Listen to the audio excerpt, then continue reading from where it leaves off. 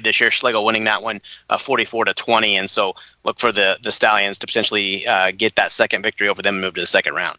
On the 5A West, number 1, Wichita Northwest taking on Cape Bend. It'll be Wichita Heights at Great Bend, Valley Center at Bishop Carroll, and Andover at Salina Central. Yeah, outside of the Wichita Northwest game, I think anybody could come out of maybe some of those games. Maybe not the Carroll Valley Center game, but you look at Wichita Northwest this year, known for offense so much over the past, and they've certainly had some cats, some Division I cats, really good players on both sides of the football. And specifically that defense last year, you looked at them, and they allowed a lot of points, and they were just wanting to score as fast as possible. Well, in addition to Mark Marinelli as defensive coordinator this year, only 41 points all season. They've been blowing everybody away. Reagan Jones, one of the top signal callers in the entire state. And scheme-wise, defensively, they've just been very, very good.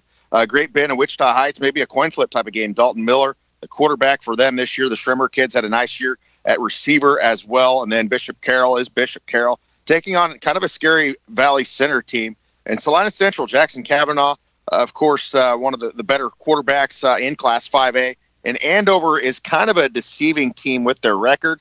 Their offense, guys, has not been good whatsoever, only 85 points, but they've allowed 111 all year. It was much lower than a few weeks ago. Very good defense to hang around in that game with Salina Central. We move down on the 5A West. Maize South hosting Salina South. Hayes at Goddard Eisenhower. Liberal at Maize. And Newton at Emporia rounds out the Class 5A bracket. Yeah, Maize South, another one of those teams that's unbeaten through the regular season. Obviously, a team that's always predicated on defense under Coach Pfeiffer. But they've rolled through a schedule that maybe we're not real sure if that's tested them yet. Andover Central gave them a tough game. Eisenhower, a potential second-round opponent, played them to a 10-0 game earlier this season. So that may be a good rematch to look for maybe next week if the Tigers can get by Hayes. Maize and Liberal played last year in that first-round game. Maize big on that one, 56-15. I'll look for the Eagles to move on there. And Emporia is a team to watch for. This is a team who's 5-3, losses to Legend Colorado, Manhattan, and Topeka High, shut out by Topeka High a couple weeks ago. But this is a pretty good team, and they'll take corners from the record standpoint. But it should be a competitive first-round game with Emporia and Newton, but Emporia could give Maize a challenge in that second round. We'll take a break, and we'll come back and take a look at Class 4A as well as Class 1A as we continue on the Kansas Kickoff Show. So, your daughter has been begging you for her first smartphone, and she's made some good points. But if the fear of data overages is holding you back, United Wireless has the answer. With the $20 Smart Start plan, your child gets unlimited talk and text and data when she is connected to Wi-Fi. Add a Samsung Galaxy J3 to it for only $79. So, for a smartphone plan with no data overages, contracts, or worries, get the United Wireless Smart Start plan for only $20 per month. The name's Hops, Barley Hops, local private detective. Last week, my life was turned upside down when she walked into my office. Quick, I need help! This blonde bombshell said people were missing on the east side of town. Places that used to be packed were now empty. I searched the city and made my way downtown. You know, the part of town that usually closes at 5. And to my surprise, I found everyone at this place called Flat Mountain Brew House. The beer, the food, and the atmosphere that was once missing in this town has been found. Thank you, Mr. Hops. All in a day's work, ma'am. Flat Mountain Brew House, 207 North Main Street, downtown Garden City. Have you been frustrated standing in an aisle waiting for someone to help you? Have you tried to explain that piece you are looking for to fit a certain fitting in fixing a home project, and it takes 3 to 4 people before you might have the right piece? At Garden True Value, I take pride in my staff in their one-on-one attention to our customers and with their being with me a long time. They can usually spot the trouble or part you need, and you can be on your way. If we don't have what you need, please give us a chance to get it for you. Stop at Garden True Value and let us help. Also, visit our website, gardentruevalue.com, for more information. Welcome back to the Kansas Kickoff Show, powered by kpreps.com and Sports in Kansas.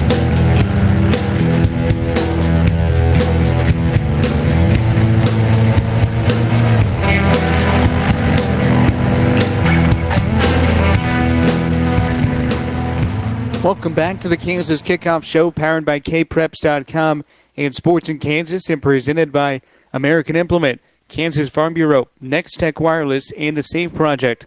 Along with Matt Gilmore of kpreps.com, Chad Copeland of Sports in Kansas, I'm Sean Boston. It's great to have you along as we break down the brackets because the first round games are officially here across the Sunflower State as every team fighting for the right to play on the last Saturday in November. November 30th is the date for all classification state championships across the state of Kansas. All right, down to Class 4A. Number 1 on the east side, Tonganoxie will host Baldwin. It'll be Spring Hill at Pittsburgh, Labette County at Bishop Miege, and Eudora at Bonner Springs. Yeah, we have some interesting matchups here. I feel like Tonganoxie's had a really good season this year so far, and you look at their offensive line, it's been outstanding. Of course, the Cunningham kids had a breakout year at running back, and maybe some even teams here in Pittsburgh High and Spring Hill. Spring Hill had a very good victory to start the season over Lewisburg, who was highly regarded coming into the year. And Pittsburgh's played a pretty good schedule. They are not the same Pittsburgh from last year. They kind of struggle up front and have some youth, a lot of sophomores playing. But defensively, on the defensive line, they're pretty good. Bishop Miege overall this year, very impressive. Yes, they have a couple losses. That's where they're at. Timothy Dorsey over 1,700 yards this year. Bryson Cobbins, Daniel Jackson, Felipe Wesley. They are the guys to look at for this team that's going for their 6th straight state title. And poor Labette County, they get them for the 3rd year in a row in the matchup on how this works with bracket play. Bonner Springs and Bryce Crone, they are rolling as well this year over 1,900 yards, and they should roll by Eudora. But it's Bishop Miege and everybody else in Class 4A. Number 2 on the east, Paola will host Ottawa. It'll be Casey Piper at Baser Linwood, Fort Scott at Chanute, and Atchison at Lewisburg, rounding out the east side. Yeah, and 3 of these 4 matchups that you just mentioned are rematches from the regular season. Paola handled Ottawa 56-3. Chanute beat Fort Scott, and Lewisburg handled Atchison. And so you expect those things to happen again. Chanute, the SEK champ, handled Fort Scott 42-21 just a couple of weeks ago. Baser and Piper are the 2 teams that did not play this year. That's been, those are 2 traditionally pretty good teams. Piper's now dropped 5 in a row since the 3-0 start. So we'll see how they can rebound and get prepared for the playoffs. They've got some talent on that team. And then Baser Linwood, a team who's always around this time of year, seems the playoffs, making deep playoff runs, had a lot to replace. But Coach Stahlbaumer's Bobcats went 5-3 this year, and they've won 2 straight. So we'll see how they enter this one as well. But I think Paola is a really good team. I think with Connor Haas and their offensive line and just the number of backs that they can throw at you can make a deep playoff run. Had that close win over their rival Lewisburg, and those 2 could meet up again here in a couple weeks. Number 1 on the west side, McPherson will host Abilene. It'll be Rose Hill at Goddard, El Dorado at Winfield, and Arc City at Ulysses in the first half on the west side. Yeah, I really like McPherson a lot. I talked about the Hoppus kid this year having a big year, 1,349 yards. More known as a defensive player last year, still having a big year defensively, 3 interceptions.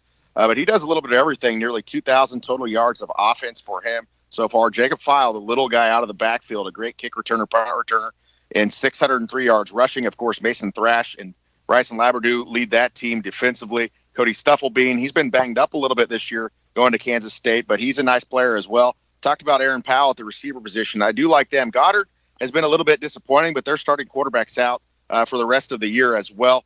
They take on a Rose Hill team that has a Division I football recruit and Noah Baldacorp. And, of course, Still Morin and Winfield having a nice season so far. Ulysses, not a great schedule overall, so wouldn't be surprised at how some of these games go. I don't feel like the top half of this is very loaded. I feel like it's McPherson and everybody else. Much different than what it looked like a year ago in McPherson and Goddard as the top dogs. Tawanda Circle at Andover Central. Be Coffeyville Field Kinley at Augusta. Wellington at Buhler. And Independence at Mulvane rounding out the Class 4A bracket. Yeah, and for me, this group it revolves around Andover Central. 5th-ranked team in the state. Shamari Purnell, Chet mentioned in the Open, has had an outstanding season, and with Bell and Macy at receiver, this is a team that's explosive. Augusta in the second round, Augusta could get by Coffeyville in that second round. Augusta is a team that's beat who they should have. Their losses have been to Andover Central, Buhler, Winfield, who's had a good year, and McPherson. So they've been tested a little bit, and obviously have played well enough to win half of their games. Buhler and Wellington's kind of a team that people had high expectations for, but really couldn't put it together, especially on offense. Buhler is just 6-2 on the season with losses to McPherson, and then they lost to Hayes there just a couple of weeks ago. And then Mulvane, a team that has won 4 straight. They get Independence at home. Look for the Wildcats to continue that win streak and get into the second round. All right, down to Class 1A. It'll be Leon Bluestem at Pittsburgh St. Mary's Colgan, Pleasanton at Hillsboro, Wabaunsee at Jackson Heights, and Jefferson County North at Valley Heights in the first pod in Class 1A. Yeah, I like a lot of teams here, but I think St. Mary's Colgan will get by their first 2 matchups here. I think that they probably played a better overall schedule. You can't really evaluate their 5-3 record outside of their loss to Centralia because they've lost to some 3A teams. Of course, they met Hillsboro last year, and maybe they'll meet up with Jackson Heights again. I've seen Jackson Heights live this year. Both the Williams kid and line, the backfield, solid players, and they have a lot of size, guys. I mean, 250, 260, 280. They are big across the board and pass the eye test, and they like to run. Valley Heights does the same type of thing. Obviously, Cole Coggins has been big in the backfield. So it'll be interesting to see who comes out of there. I really feel like there are probably 3 teams that could be a sub-state contender here out of this class. I just think Jackson Heights might be too much for a lot of these teams. I wouldn't be surprised to see Jackson Heights and St. Mary's Colgan in the sectional matchup in a couple weeks. So we move down on the bottom half of Class 1A on the east side. Olpe gets a first-round win over Yates Center via the forfeit. Marion will travel to Uniontown, and it'll be Troy at Centralia and Northern Heights at Linden. Yeah, you mentioned Olpe gets into the second round as Yates Center having difficulty filling out a roster in order to play this game. Uniontown, a much improved team, and Marion comes in with just 1 victory on the season. So we'll see how that one, or 2 victories on the season, excuse me. We'll see how that one shakes out as the Eagles get the Warriors at home. Centralia and Troy, 2 Twin Valley League teams. Centralia won the earlier meeting 46-12 in that one, and so you look for the Panthers with Campbell Haverkamp to move on there. And then another rematch out of the Flint Hills League is Linden and Northern Heights. Those two played quite the game earlier this season. Linden won at Northern Heights 34-24 as a game that was close at halftime, and they pulled away with the score in the second half. So Linden done a great job under first-year coach Scott Jones, and the Tigers appear to be back as a consistent contender in 1A. So we move down. Smith Center will host La Crosse. It'll be Belleville Republic County at Ellis. Sedgwick gets a first-round bye, so they will move on to next week, and then Meade at Syracuse. Yeah, I mean, Smith Center, the back-to-back state champion here. They are the team everybody is chasing at this point, and you're going to see some crazy teams and some crazy matchups in Class 1A because everybody makes it. We don't have a lot of teams in Class 1A. You mentioned Sedgwick. Their sophomore quarterback has been outstanding. Quentin Shepard out of the receiver position, the Schroeder kid as well that converted from receiver to running back has had a big year. I think we're going to see Sedgwick and Smith Center in the high-flying passing attack. They've added some running game. Their defense has been a little bit better than it has been in the past, but for some reason Sedgwick just can't get out of that round of 8 game in the past, and this year they get Smith Center in that game likely if all goes what it looks like on paper. So should be some outstanding matchups. And you talk about the rushing attack. Smith Center, 382 yards per game this year. They are very solid on the ground in Smith Center. Plainville will host Salina Sacred Heart. It'll be Oakley at Brookville El Saline, Sublette at Elkhart, and Stanton County at Inman rounds out the Class 1A brackets. Yeah, and I think you have to look at Plainville on the bottom half here with Jordan Finnessy, Jared Casey, who come back from injury and has played really well. I think the Cardinals are a team that can challenge Smith Center and obviously get to the state semifinal matchup. El Saline has played pretty well, although shut out by Smith Center last week, and their other loss going to Sedgwick, the team that Chet just talked about. So El Saline is the team that has played pretty well this year. Elkhart and Sublette, that's a rematch. Both those teams in the High Plains League, and Elkhart won the earlier meeting 41-12. I think with Chance O'Hare in the backfield, that the Wildcats will be favored in that one. And then Inman and Stanton County, that was a first-round game from last season, won by Inman 44-12. I think Inman's got much more back than Stanton County does this year, and I look for Inman to get to the second round to take on Elkhart. That will do it for this edition of the Kansas Kickoff Show. For Matt Gilmore of kpreps.com, Chet Copeland of Sports in Kansas, and for all of our great sponsors, American Implement, Kansas Farm Bureau, Next Tech Wireless, and the SAFE Project. This is Sean Boston saying so long and enjoy the first round of the playoffs. You've been listening to the Kansas Kickoff Show, powered by kpreps.com and Sports in Kansas.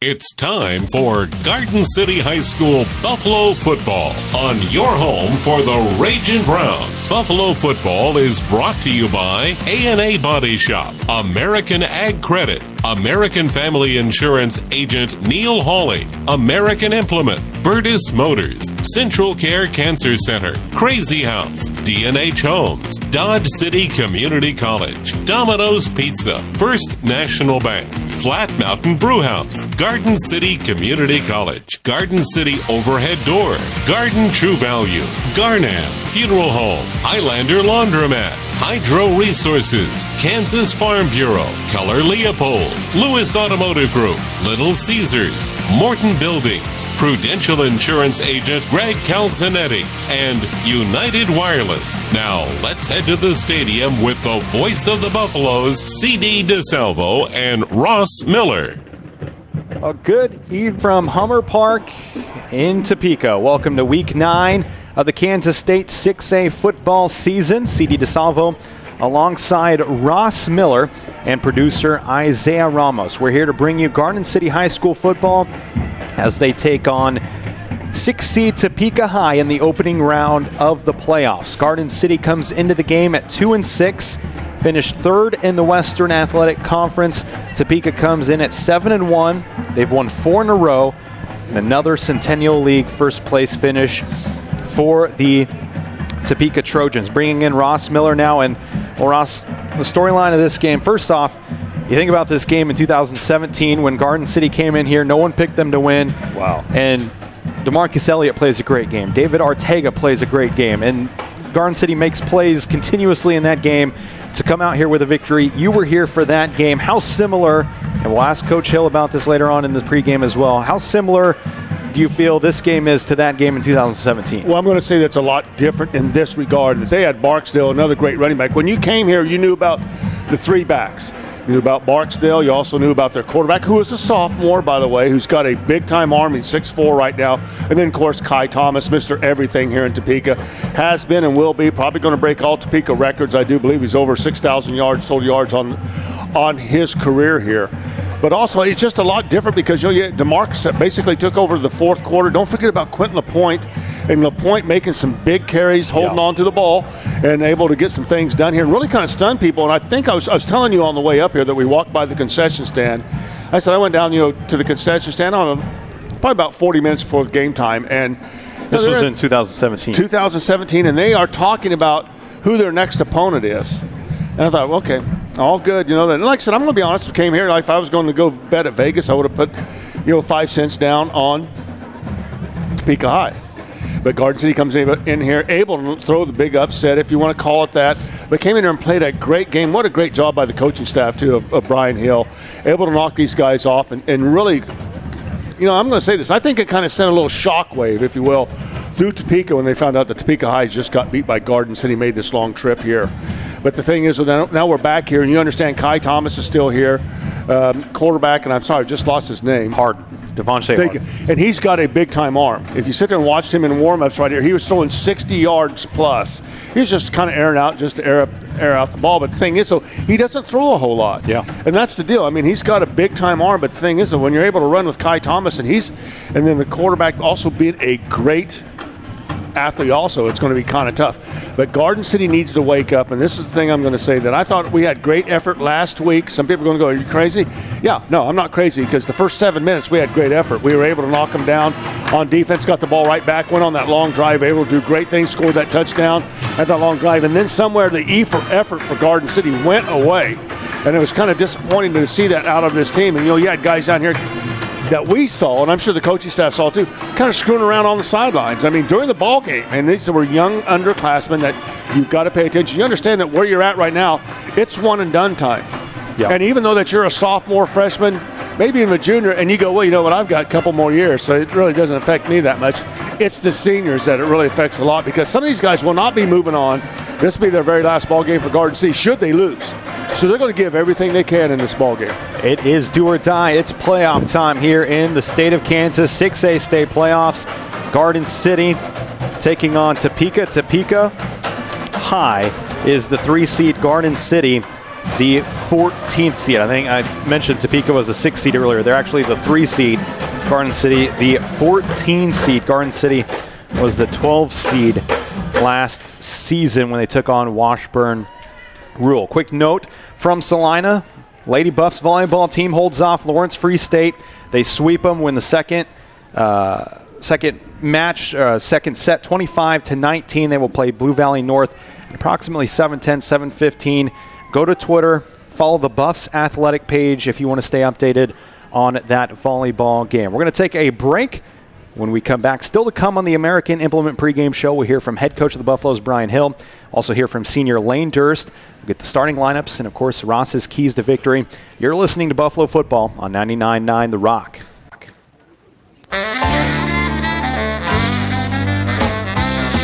Harley, good job on catching that football. You really took one for the team with that catch. Kind of like A&A Body Shop. No matter what is tossed their way with vehicles that need fixed up, they always work as a team and get it done. Score for A&A Body Shop. Hey Harley, let's see if we can grab some after-game snacks. A&A Body Shop, the shop in town. Home of the car liner, baby.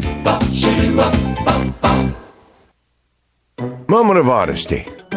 I know Garnan sets the bar as high as it goes. And when it comes to cremation, they make a point of assuring that everything is done under their own roof, by their own professional staff, and in their own new state-of-the-art facility, and not farmed out to some off-site third-party crematory. So if I have to call on a funeral home, it'll be Garnan without question.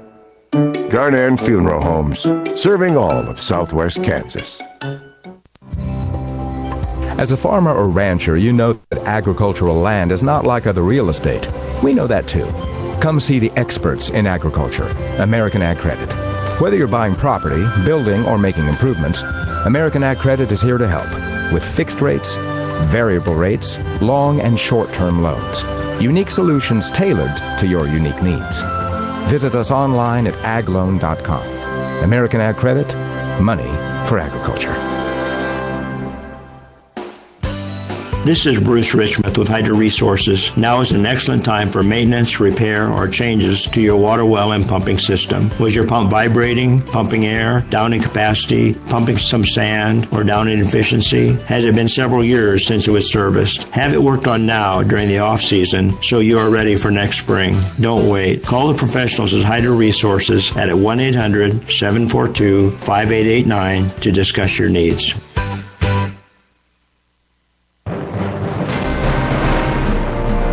Back on the American Implement pregame show, it's time to hear the thoughts from the head coach, brought to you by Quality Structures Incorporated. Yesterday, we had a chance to hear from Coach Brian Hill during the Garden City Coaches Show, starting with his thoughts on the similarities between this playoff game against Topeka High and the playoff game in Topeka in 2017. Oh, I think there's some similarities. Obviously, as you said, that no one gives us an opportunity to win, and they're awful good, and they've got two guys that played while they were sophomores. Their quarterback and running back are definitely guys that probably have a little chip on their shoulder and are upset and feel like they're going to use an opportunity to get back at us for something that we took away from them a few years ago. But really, I think that this will be the third time in a row that we've gone to Topeka in the playoffs, and so I think the one thing that our kids it's not unfamiliar territory. They know what the travel will be like. We've made it pretty much the same all 3 years. And so that, I think, the comfort level will help us, especially with the young football team that, we've explained to them what we're going to be doing, how we're going to go about it. And so I think that, it's that time of year. There's a lot of crazy things that have happened. I don't know what's going to happen, but I do know that we're going to go up there and we're going to give it our best shot. And as I said, we're in a position that we don't have anything to lose. And so all the things, whether we've talked to the kids about, fear of making a mistake, all those kind of things. They need to let those things go. We're in a position where, as you said, it's do or die, and we've got to go out there and play with some confidence. And even if it's fake confidence to begin with, we've got to go out there and just play and see what happens. And to me, like I said, our eyes are a little bit different. And I just saw, we just lost something. We went in there, maybe the lack of effort or sustain that effort to where they're going to be now. That's got to be the coach speak, because I'm sure that it's not going to be hard to get the seniors fired up, because understand this very well could be the last ball game or the road trip that you got to make. But it can't be the last ball trip either. Also, I mean, it's one of these deals that, you go out and work hard enough, we can go do this again. Right. And, it's kept me up long nights, over the last few weeks, just trying to, dial in, the mentality of our kids and trying to find, that one thing that we can talk about. And I think that, maybe hopefully the snow that came yesterday, we did a few things different yesterday, and we actually had some meetings, and we had some, some heart-to-heart conversations, and broke up with my assistants and some of the kids and just talked about, different opportunities and how to deal with things. And it's obviously, I don't think that it's football. I think it's all between our ears right now. And even some of the kids, they were, we try to present a culture of truth all the time. I want them to be able to tell me the truth, and I want them to be able to handle the truth when I tell them, even if it's not something they enjoy. And, it's something that I've always tried to tell kids is that I don't try to play, mind games. I don't try to use reverse psychology. I don't try to use any of those things. I don't think that stuff works on kids today. I think that you have to be straight up honest with them and tell them where they are and what they're doing wrong, or, and I wanted them, it was a situation where I wanted them to be able to air out some things that maybe that they had, that they were holding on to. So, we spent probably a good 40 minutes probably doing that yesterday. And I don't know, like I told the coaches, I don't know if it just made me feel better or whether it actually is going to be something that's beneficial to our kids. But I felt like, Tuesday was another rough day, to go out there. And I just feel like, the kids, I think, at times feel like they're beating their head against the wall at times. And sometimes they don't understand all the things that, kids today, and I'm sure I was the exact same way, but, they're difficult to give them big picture. Mm-hmm. They don't, they barely knew what they were going to do after I let them go just an hour ago. They don't look at big picture things. And so maybe what we tried to do was give them a little bit of a big picture, whether they're a senior, whether they are a sophomore, whether they're Caleb Weesey, they're a freshman, whatever the case may be, is to try to get kids to understand, just big picture. Because as I've said this numerous times, that we try to teach football of how it's going to relate to their life. And give them real life opportunities. That's what we hear that we're trying to do in the school systems, is give them real life opportunities and real life, explanations of how to deal with things. And, we just try to talk to them about, and again, it's nothing that I've come up with on my own, but it's, just discipline of, and talking about how, pretty much 80% of the country and of America wants to deal with the average. They hang out in that average area, and we have a lot of kids that hang out into that area. And then we have some that are the elite, and then we have some that, sometimes fall into that lesser 10% that, that frustrate us and we have to deal with. And so we just talked about how to get up there and why it's important to be that, competitor, that, that if you hang out in the upper 10%, that even if you're in the last one of that group, you're still better than 90%. But if you hang out in that 80% and you're at the bottom of that 80%, then you're only better than 10% of the people. And whether that's going for a job, whether that's, handling adversity in your life, all those kind of things, we just try to give them perspective. And I just don't think that we do that enough with them. And it's probably some of my fault as well. But we just tried to give them to some perspective and kind of individualized it, for each person and what we thought that they could do better. And I don't know. I mean, it's something different, and we had to do something different other than continue to beat our heads against the wall. I'm a guy that believes that if you always do what you've always done, you get what you always gotten, and I don't like what we've gotten so far, and so we had to do something to try to change it up. And to their credit, I mean, yesterday when we did go outside in the snow, they handled it really well.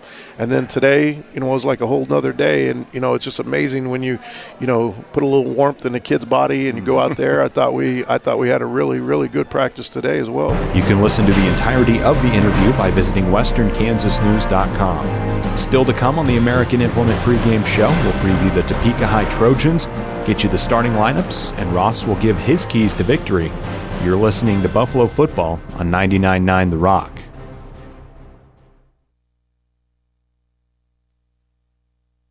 Any dream is possible.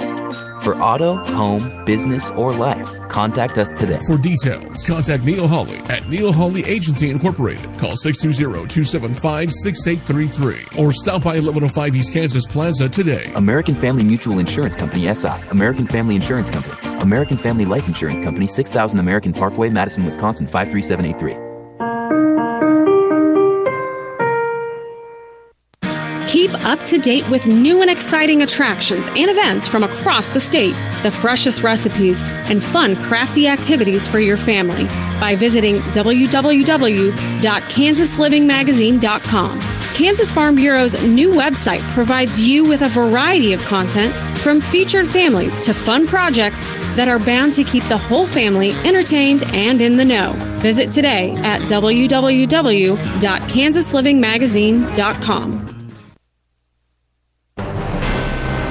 We're visiting with Lane Durst, senior on the Garden City High School football team. And Lane, you guys have a big first-round playoff game coming up on the road Friday night against Topeka High.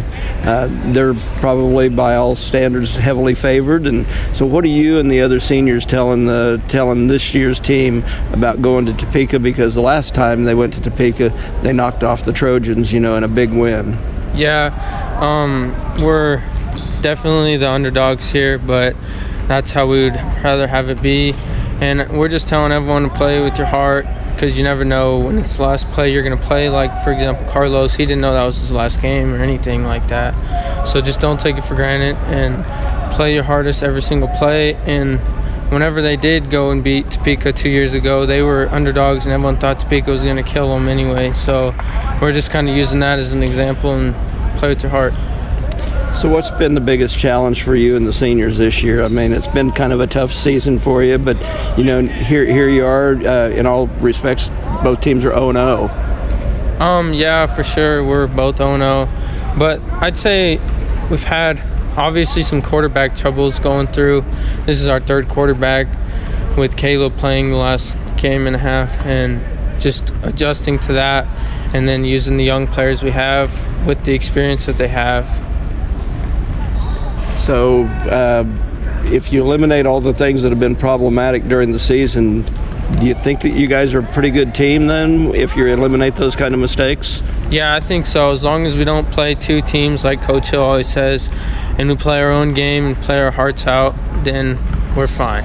What are some of the challenges now that you're playing defense? You're playing all three sides of the ball, special teams, offense, and defense. So what were kind of the challenges kind of switching over, and now you're playing the whole game towards the end of the season? Well, I haven't played defense fully except freshman year, so obviously that's a big adjustment, and then my body's getting used to it as I'm practicing more on both sides rather than just doing one thing and just saying, well, it's either this or nothing, because this is my last year playing football. And so talk about that. I know senior week, senior night was last Friday, but I know you lost Carlos, but I just talk about what it was like playing with him, Fuji, Phillip, all those guys coming up. It was really fun because all but two seniors went to Horace Good, so we've all been playing together since 7th grade, and it's been really fun, and we've all grown a lot and become better players and just doing the same thing. Thanks, Lane. Thank you.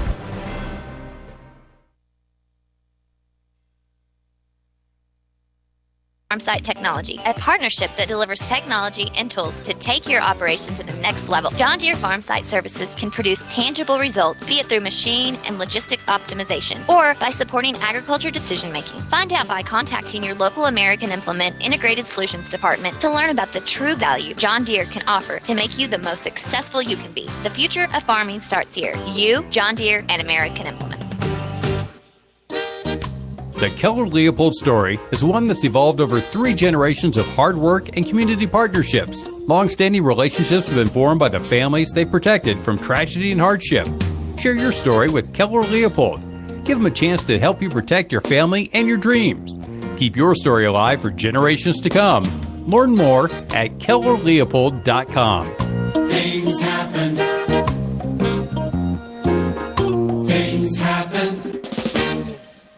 Visit This is Julie with Burtis Motor, and we would like to be your vehicle specialist. Between our service department, parts department, to our award-winning body shop, we have the certified technicians and trained personnel to assist you. From a collision repair to a nitrogen tire fill or that bed liner, let Burtis Motor be your one-stop shop. Call 1-800-545-1039 and let us show you why we are number one in vehicle service.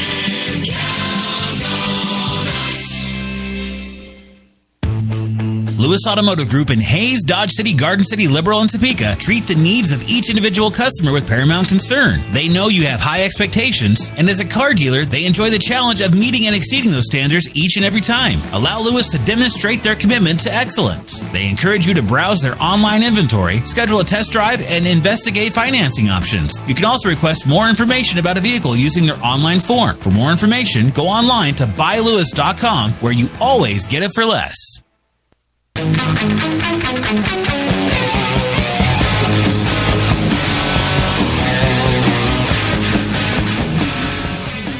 Welcome back to Hummer Sports Park in Topeka. C.D. DeSalvo alongside Ross Miller and producer Isaiah Ramos as the Garden City Buffaloes get set to take on the Topeka Trojans in the first week seed play. Garden City the 14 seed, Topeka the 3 seed in the West. Starting lineups brought to you by Keller Leopold. Garden City at 2-6 are led by quarterback Zane Burns, who's back after getting hurt against Dodge City in the second quarter.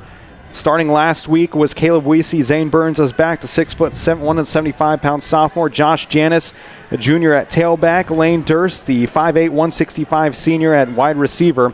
Philip Biera also at wide receiver, 6'2", 185 senior. Christian Reyes, a 5'8", 135 junior at slot receiver. Terrell Elliott's a 6', 265 sophomore at tight end. On the line, on the left side, Trey Newsom, 6'4", 280 junior.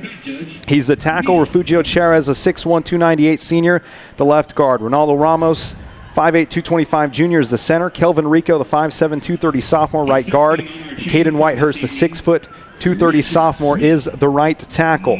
On the defensive line, it's Cherez, Terrell Elliott, and Trey Newsom. Sergio Garcia, 5'8", 185 sophomore, is the linebacker.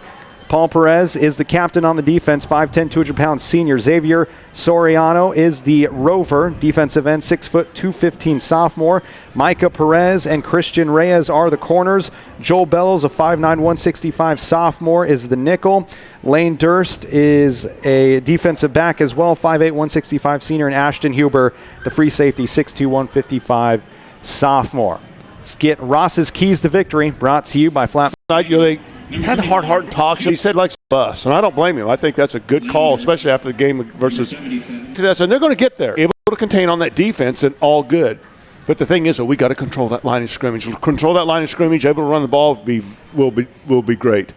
Number 3 is that we need to get whoever runs the concession stand back at Garden City back here to Topeka, because, it started off, it was burnt popcorn. And then it was the burnt hamburger smell that we were getting up here in the booth. And like I said, if they can't able to handle it here, a simple hamburger, flip the hamburger, please. But all good. I tell you what, beautiful night here at Hummer Sports Park. We're going to have a lot of fun here. We've got some seniors right here that are going to give everything they got. Same with this team right here, too. Garden City's had an up-and-down season all along, CD. But you understand, a lot of these young men, not all of them, a lot of them have given everything they've got, and it's a lot of fun to watch Coach Brian Hill and this staff work. Ross's keys to victory brought to you by Flat Mountain Brewhouse. Garden City will receive going right to left to start the game, east to west. Topeka kicking off wearing all black. Black helmets, black tops, black pants, gold numbers. It's that old gold, like the white tops, white pants, brown numbers. Eli Holloman, the side hash. It's do or die playoff time here in the state of Kansas. Garden City, the Fountain tonight on the road like they did in 2017. I want to give a tip of the hat to the fans that made the trip here. Look across the way there. I'm going to say about 30 to 40 from Garden City. Way to go. Nice job. But you look at the fans here for Topeka High. What a joke. And I'm sorry, I'm just going to get after them, but wow. 47 degrees, feels like 42. Not much wind. Northwest, 11 miles per hour. Garden's from the near hash on the 40. Here's the kick by Holloman. It is short. They've done their scouting report, but Bellows drops it off of him. It's on the ground. Garden City has fumbled to start the game at the 28-yard line. Hit him Garden City was able to get it back. Wow. And I'll say this, that's just one of those deals there with Bellows. Hit him right in the numbers, wasn't able to trap it. It's one of the things, you put your arms out there, you want to trap the ball, but the thing is, he had his elbows out past his body. The ball hits the numbers, goes right through the hands, but boy, nice job by Garden City able to get on that ball. Now let's get some good things going. The woes continue on the kick return. Garden City fortunate to get that one back. They start with the football. Going right to left. It's Burns in the game. He rolls to his right, throws it right. It's caught by Philip Vieira to the 31-yard line. Like the call. You have nothing to lose here. Way to go, Brian Hill and coaching staff, because you're able to open that up. First off, because you're all thinking about, hey, they're probably going to run the ball right here. But all of a sudden, man, you're just going to go out there and go to the outside. Give Zane just a little bit of that time to throw the ball, get him some confidence. Gain of 4 on first down. Far hash now, the football.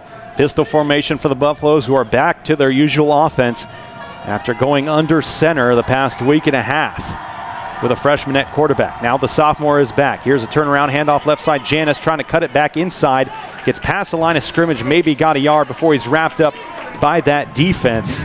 D'Angelo Jordan, Cradaville, and Troy James on that defensive line for Topeka. A gain of 1 to the 32. Well, let's just tell it like it is. We missed a block over there. We're very fortunate it wasn't tackled for a loss. The linebackers, Eli Holloman, Talon Alejos, J.P. Dieter, and Elias White. The corners, Danielle Evans, a senior, and another senior, Dominic Berry. Giovanni Williams, a junior, is the free safety, and Janus Gilbert, the senior, is the strong safety. Here's a snap. Pass, right side, screenplay for Garden City. It's dropped by Eric Dominguez. There was that Josh Janis over there on the far side. It's Janis who drops it. 4th down for Garden City. They'll punt. Man, I tell you what a good call, because that was 2 guys out against 1. You had 2 white shirts out there. All you have to do is make that catch, and this almost looked like Janis out in front of him just a little bit, but he got both hands on the ball. But thing is, you got to make that catch, because that's going to go a long way. So Micah Dvorak will punt for the Buffaloes. His 35th punt of the season, averages 31 yards a punt. He's going to have to get a leg into this one. Right-footed punter. It's low. It's a line drive. Bounces at the 42 all the way to Giovanni Williams, who gets it and is taken down at the 36, 37-yard line. Tackle made on the play by Joel Bellows. I'm going to say this. Giovanni Williams also has been something of a plus also for this team. And he's probably been the least talked about plus, but he has been an athlete for this team that nobody's talking about. But he's really come on here lately. If you want to call this a stretch run, he has really brought this team on the stretch run. When you got the 2 powerhouses that we've talked about, Harden and Kai Thomas, all of a sudden you got Williams out here too that you got to worry about. 10:27 to go in the first tie ball game. First possession for Topeka, going left to right near hash. Here's a handoff. Far side, Kai Thomas looking for the edge. Bounces it to the outside. Now cups it up the middle. He's down that far sideline. 40, 35, 30, 25, 20. And he's going to beat the Garden City defense to the end zone. Topeka scores on the first play of the game. It's Kai Thomas to the house for a touchdown. It makes me sick. We sit there and had an opportunity back there, but you go to make that tackle and you duck your head. Kai Thomas is that good. He sets you up. He looks like he's going to go to the outside, but there's no way he can get to the outside, because you've done a great job by trapping him to the inside. And still, he makes that little move to the outside. You duck your head. You can't see where he's going to go. Then he cuts right to the inside, breaks the arm tackle. See you later. And Topeka missing their kicker. Now Eli Holloman will run out there for the extra point. Yeah, Eli, like I said, he didn't realize that they had scored so quick. He was probably over there trying to get one of those burnt hamburgers. Still 20 on the play clock. Good gravy. Over 60 yards on the touchdown by Kai Thomas, the commit to Minnesota University. Minnesota undefeated this season. High snap. The hold is good. The kick is through. And a 7-0 lead for Topeka with 10:14 to go here in the first quarter. The official yardage, 63 yards by Kai Thomas. And, well, you had to stop him coming into this game. Almost 2,000 yards on the season. He's over 1,800 now on 149 carries, 23 touchdowns on the year. He's been over 200 yards in 6 of the last 8 games, over 200 yards in 5 straight games, had a season-high 294 rushing yards against Manhattan, and he's going to play for P.J. Fleck at Minnesota next season. Very disappointing, because that was a senior that came up there and had a chance tackle him for maybe a 1-yard gain. That was it.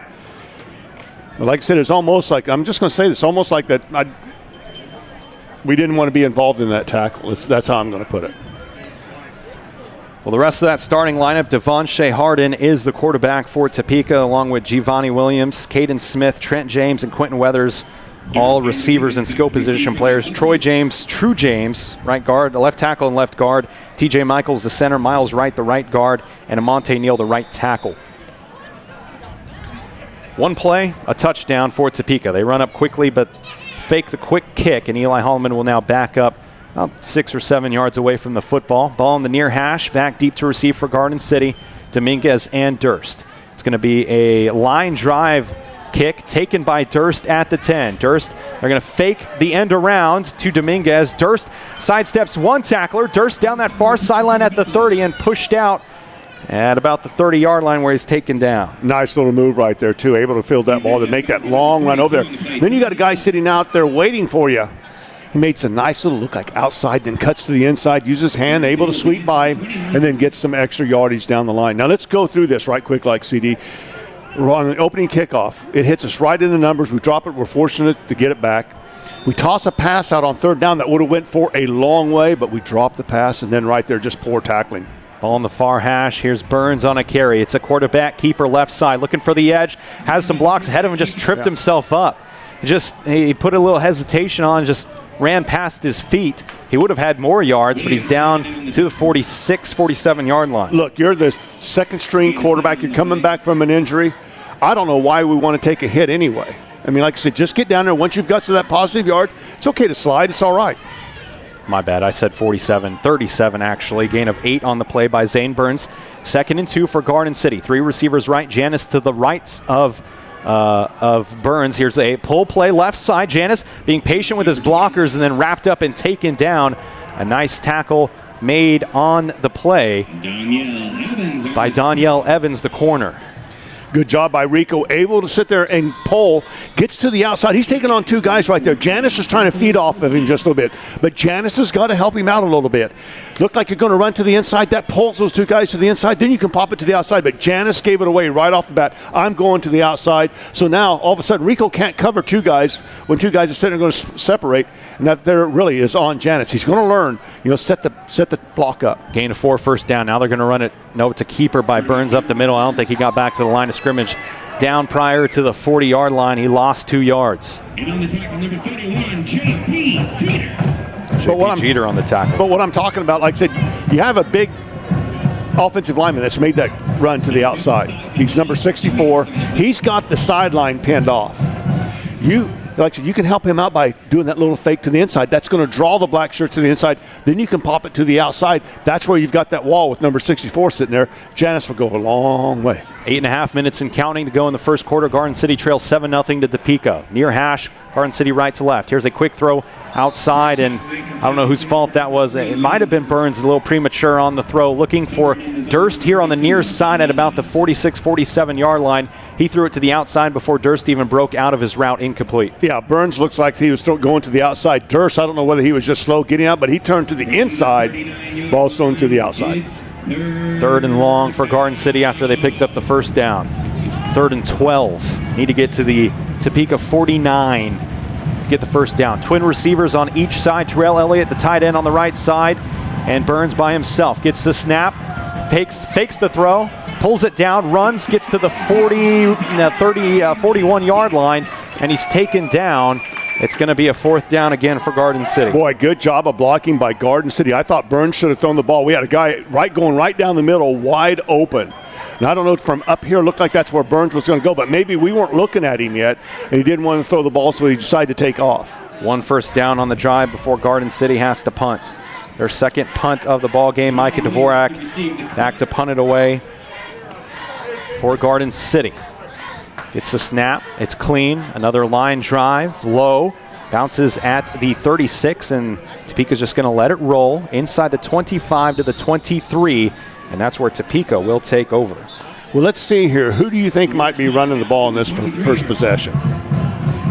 Well, and Ross, you talked about Devonshea Harden hasn't thrown the ball a lot. Why do you have to when you got Kai Thomas back there? I know, and he's got a big arm, but you need to understand this. You got to learn how to throw the ball and throw the ball against competition. I know that he's a senior, been playing since his sophomore year.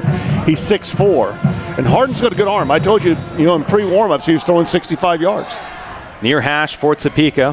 Hardin, 6'4", 205. I think he's heavier than 205. We walked by him earlier. He's a big kid. Here's a handoff right side. Kai Thomas stumbles, gets past the 25 to the 26, a gain of 3. Carry number 8. Now you talk about what's going on up in Minnesota. How about what's going on with Indiana? They're 6-2. They get Northwestern this Saturday. DeMarcus Elliott doing a great job. Then all of a sudden they got to go to Penn State. Then they've got Michigan at home. They've got a tough schedule coming up. 2 left, 1 right. Ball near hash for Topeka. Here's a pitch out left side. It's going to be Kai Thomas. Cuts it up the middle. Kai Thomas busts through the line, past the 35 for a first down to the 36. Psst, I got a secret for you, and it's for the white shirts also. Hey, guess what? He likes cutting it up. He doesn't like going to the outside because we've got the outside sealed off. He likes cutting it up.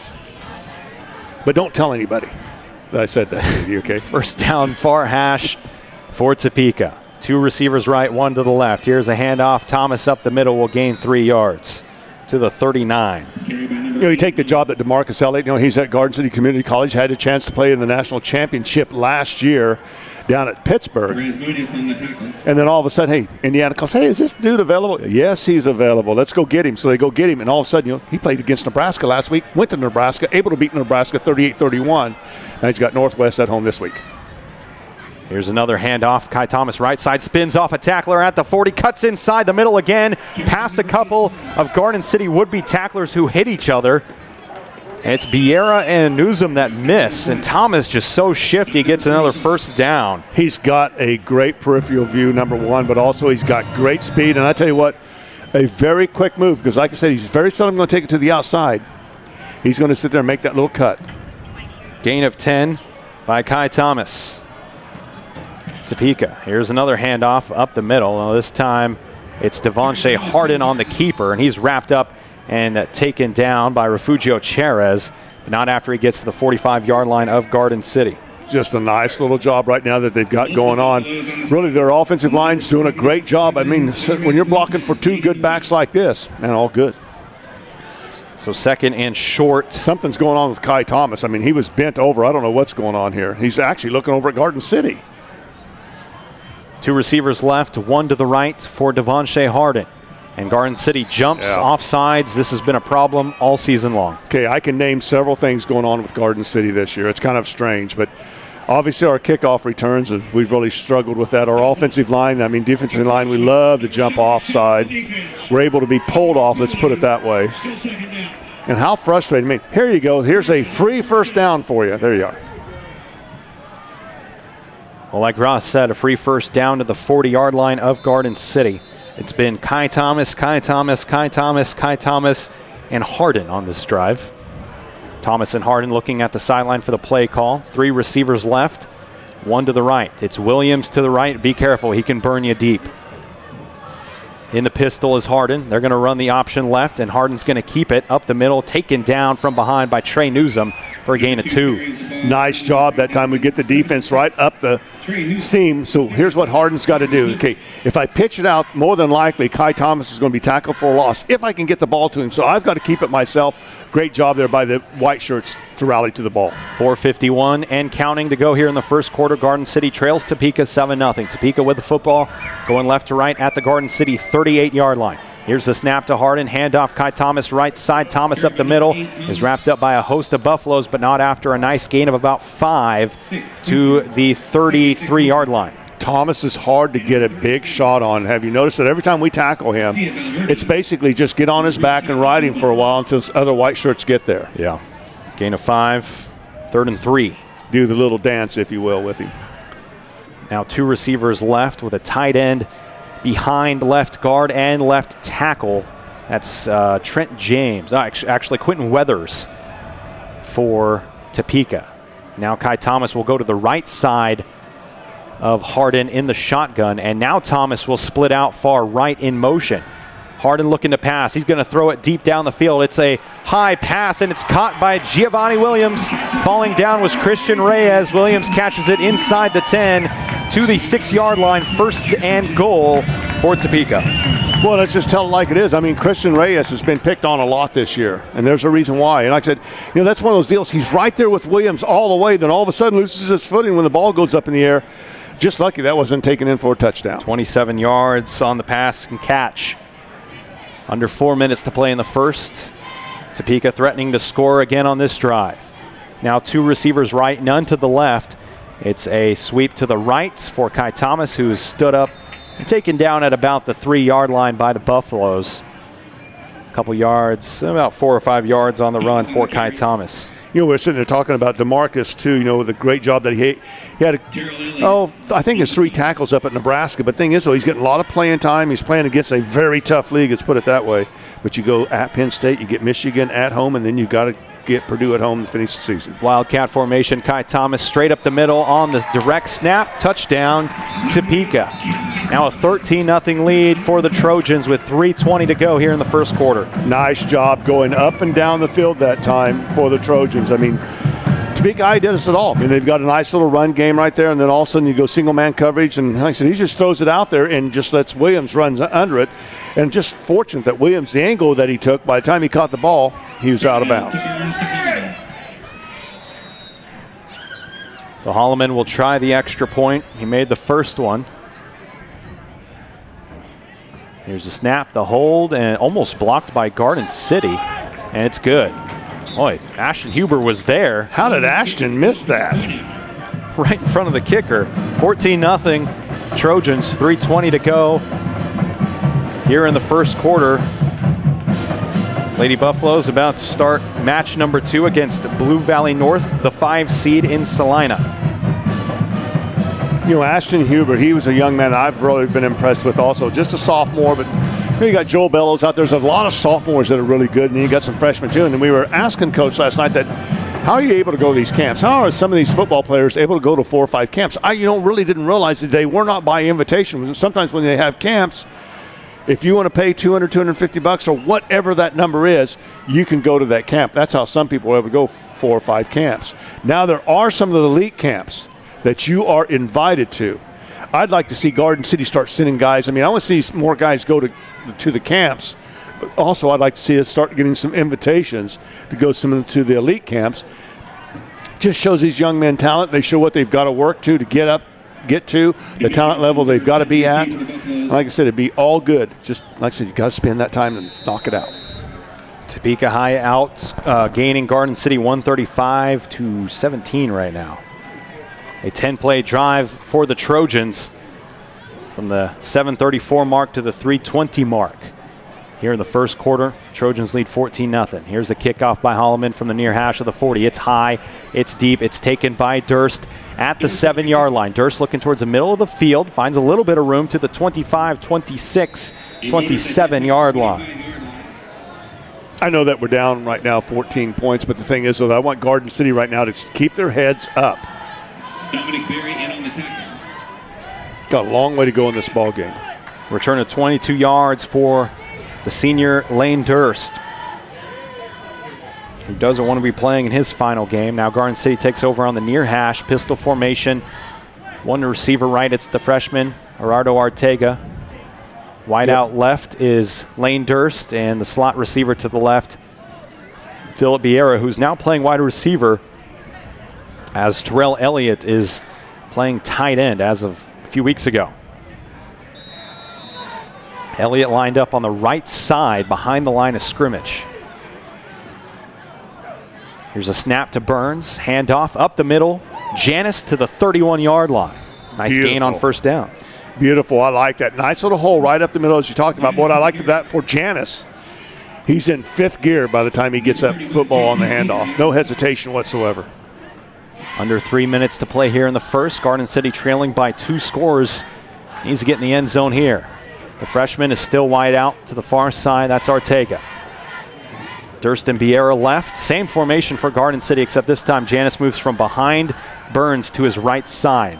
And it's going to be a fake to Janis. Now cut up the middle, back to the left, Burns. Burns 45, tripped up just prior to the 50-yard line. They're going to say down at the 47-yard line. First down, Garden City on the run by the quarterback. Great job, and I tell you what, good peripheral vision also by Burns, too, as he goes up the middle.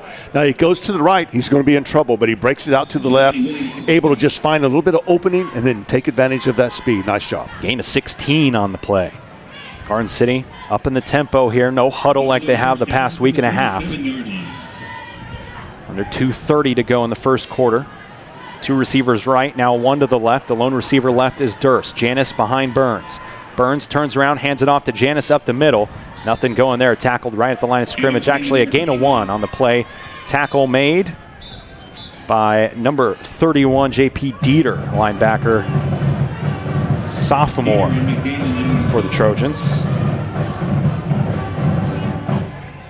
Okay, so Janis goes out of the ball game. So now 4 receivers set. Burns is the lone player in the backfield. The tight end to the left is Terrell Elliott. 2 receivers right, 2 to the left. Here's a screen pass to Philip Biera's. Got some room ahead of him. Nice block by Lane Durst to the 49-yard line, but a nice tackle made by Danielle Williams, who flexes after making that tackle. Well, it's very seldom that we go with that naked backfield, which I kind of like right there. I mean, just for that play right there, good job getting to the outside. And for that to work, you've got to throw a strike. Nice ball right there. Good catch by Biera. Tried to get upfield, but there's a block right there. Just couldn't hold that block, and then nice open field tackle. 3rd and 6 for Garden City. Now Dominguez into the game in the backfield with Burns. Here's a snap to Burns. He's going to draw back to pass. It's a quick pass. This time Dominguez catches it. Far side, Dominguez cutting it up the field. There's a flag that flies, and the fumble on the play. Dominguez fumbles it to Garden City. Get it back at the 40. Nope. Trojan football and a flag at the 50. This is going to go a flag right there. The thing is, so that when he turns his back to you, you've got to let him go, and it's going to go on Whitehurst, I think, on that holding. But also Dominguez, a tough little nut. Hard runner, but has that tendency every now and then. You got to wrap that ball up and hold on to it with both hands. Every now and then, he coughs it up. But this may be a holding on Garden City. So it'll be declined, and this is going to be Topeka high ball. It is a hold against Garden City and declined as Topeka takes over at the 40-yard line of Garden City.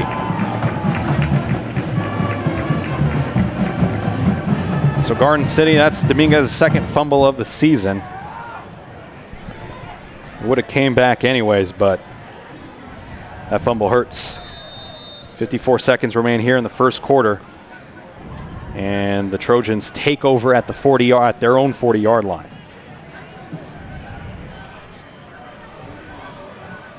So Garden City already with 2 fumbles. They recovered 1 on the opening kickoff. Here's Harden. Back to pass. Flags fly at the 40, throwing it deep and through the hands of the receiver, intended for Caden Smith, but a flag at the 41-yard line. We'll see what this is for. Wow, very fortunate right there. That ball's caught, and that single-man coverage on Reyes. And the thing is, it goes right through the hands. That's one that he goes, man, I wish I had back. It's going to go against Topeka here. It's a hold against the offense. 10-yard penalty. Replay, first down. Big 77 for Garden City. Guess who was right in his face? Fuji, good job. So they're going to back the football up to the 30. Harden was able to still unload on the ball, and it should have been caught, to tell you the truth, but the holding's going to bring it back, though. But great job by Fuji getting it upfield. A beautiful pass. That should have been caught by Caden Smith for a touchdown. Garden City catches a break there. Well, I guess with the hold, it wouldn't have mattered. It wouldn't have been a touchdown. Here's a snap. Harden's going to drop back. He's under pressure. Grice pressures him. Now Harden fakes throwing. Now puts a stiff arm. Now throws it down the field looking for Smith. And it's caught. Caught by Caden Smith. He's going to go into the end zone. Touchdown. He loses Christian Reyes. And that looked like a broken play. Devonshea Harden makes something happen with his feet. Throws it down the field. Finds Caden Smith. And that time they do connect for a touchdown. 20-0 Trojans with 32 seconds to go in the first quarter. And we had a chance. I mean, we had a couple chances getting after the quarterback back there. He's able to maneuver us. Again, we're single-man coverage. Reyes doing a good job staying with his man, but the thing is, though, it's just constantly a little circle pattern. Hey, I'm going to come up and throw a block for you. You're going to run. No, I'll take off long. No, I'll come up, throw a block. Now I'll take off long. Reyes right with him all the way, but nice catch. And then Reyes, just like I said, just couldn't clip him to bring him down. That's tough single coverage when the quarterback's running out like that. That's a tough play to make for Reyes. Here's the extra point. It's to the left, but it still goes through. 3 for 3 on extra points is Eli Holloman, 21-0 with 32 seconds remaining here in the first quarter. A 70-yard touchdown pass to Caden Smith. And now Devonshea Harden, 13th passing touchdown on the year. And he's at 900 yards for the season. How does this team play a team like Dodge City so well? I understand that Dodge City's, they're undefeated. I understand that they haven't played the toughest schedule in the world either. Another one-play drive. That's 2 drives now that have been a one-play touchdown for the Topeka Trojans. Lead 21-0 over Garden here with 30 seconds to go in the first quarter, and Garden City with their backs against the wall early. Coach Brian Hill said it best. Someone needs to step up and make a play. Eli Holloman will kick it off from the near hash.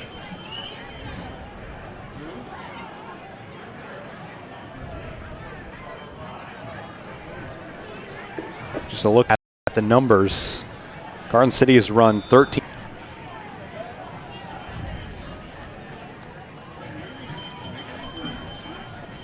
And that fumble by Garden City.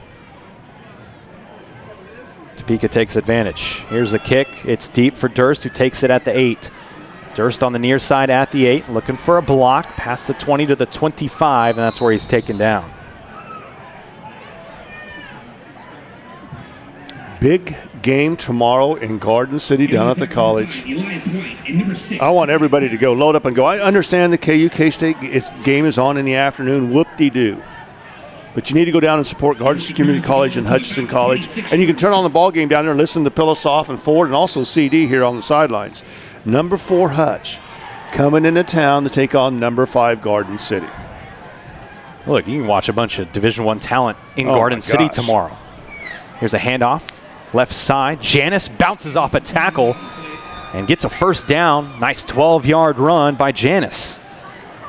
Supposed to be a beautiful day tomorrow. Why not? Let's go. You can sit there and DVD or you can ESPN3 the ball game, whatever or wherever, for the KUK State game. And that game doesn't start until 2:30. And the college game starts at 1 o'clock.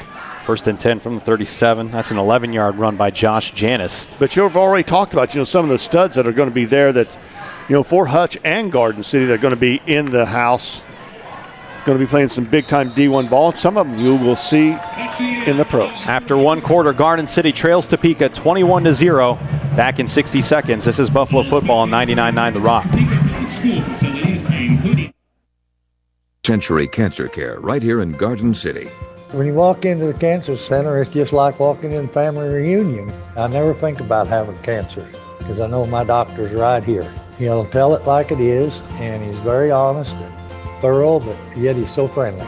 Heartland Cancer Center, with the most advanced cancer-fighting technology right here in Garden City, with on-site PET CT and the TrueBeam STX. We're as home here as we can get. Little Caesar's Thin Crust Pizza is so loaded with cheese and pepperoni you can't even see the crust. And if you ever want to see it again, listen very carefully. Bring $6.49 in unmarked bills or marked bills or coins or just a credit or debit card to Little Caesar's. Come alone and bring your friends or family. Bring everyone. Get a Little Caesar's large thin crust pizza with extra cheese and the most pepperoni, all at the nation's best price of just $6.49. Pizza. Top 4 national pizza chains. Eskimo's bestest thin crust pepperoni pizza versus large round one-topping thin crust pepperoni pizza. Everyday standard menu prices at participating locations plus tax. Little Caesar's, 733 North Kansas Avenue, Liberal, and 1810 East Kansas Avenue, Garden City. Back in Garden City, here's a handoff to Janis up the middle. Nice gain by Josh Janis to start the second quarter.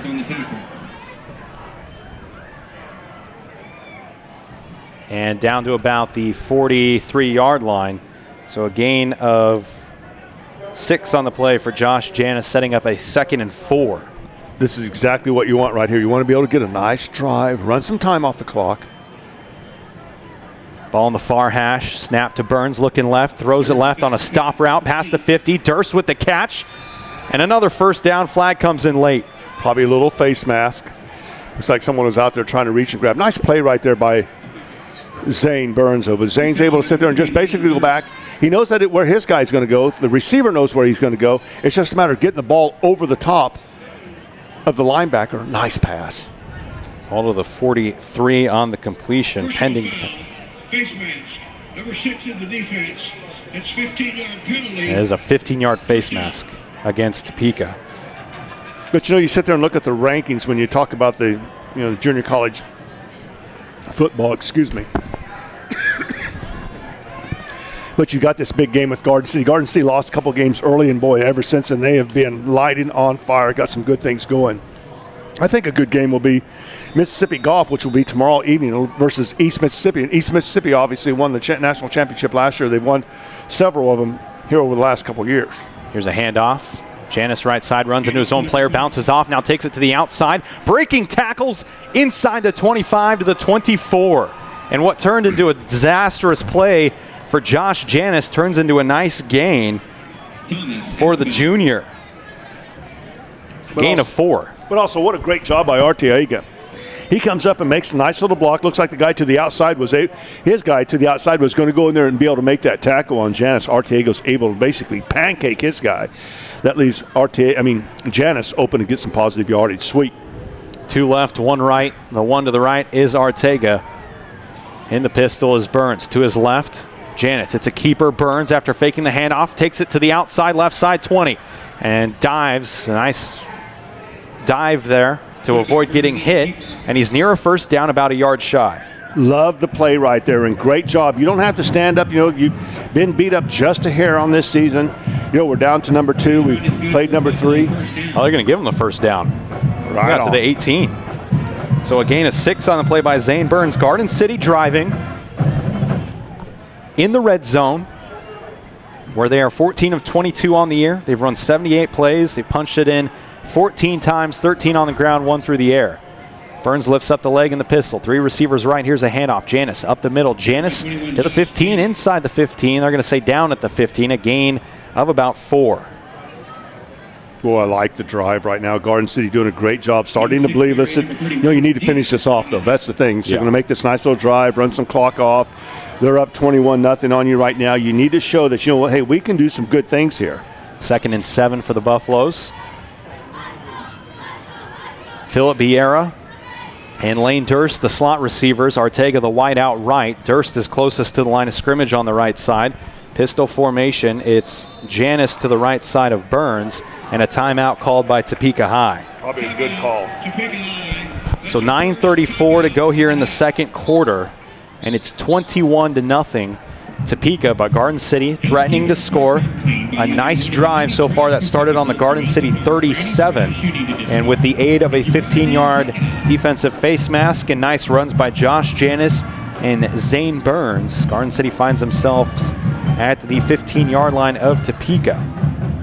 We were talking about Garden City and Hutch, and they're sitting at the 4 and 5 spots. You've got Mississippi Gulf Coast sitting at number 1. Mississippi Gulf Coast, to me, is a joke. I don't even know how they got 15 number 1 votes out of the 16, because they have played.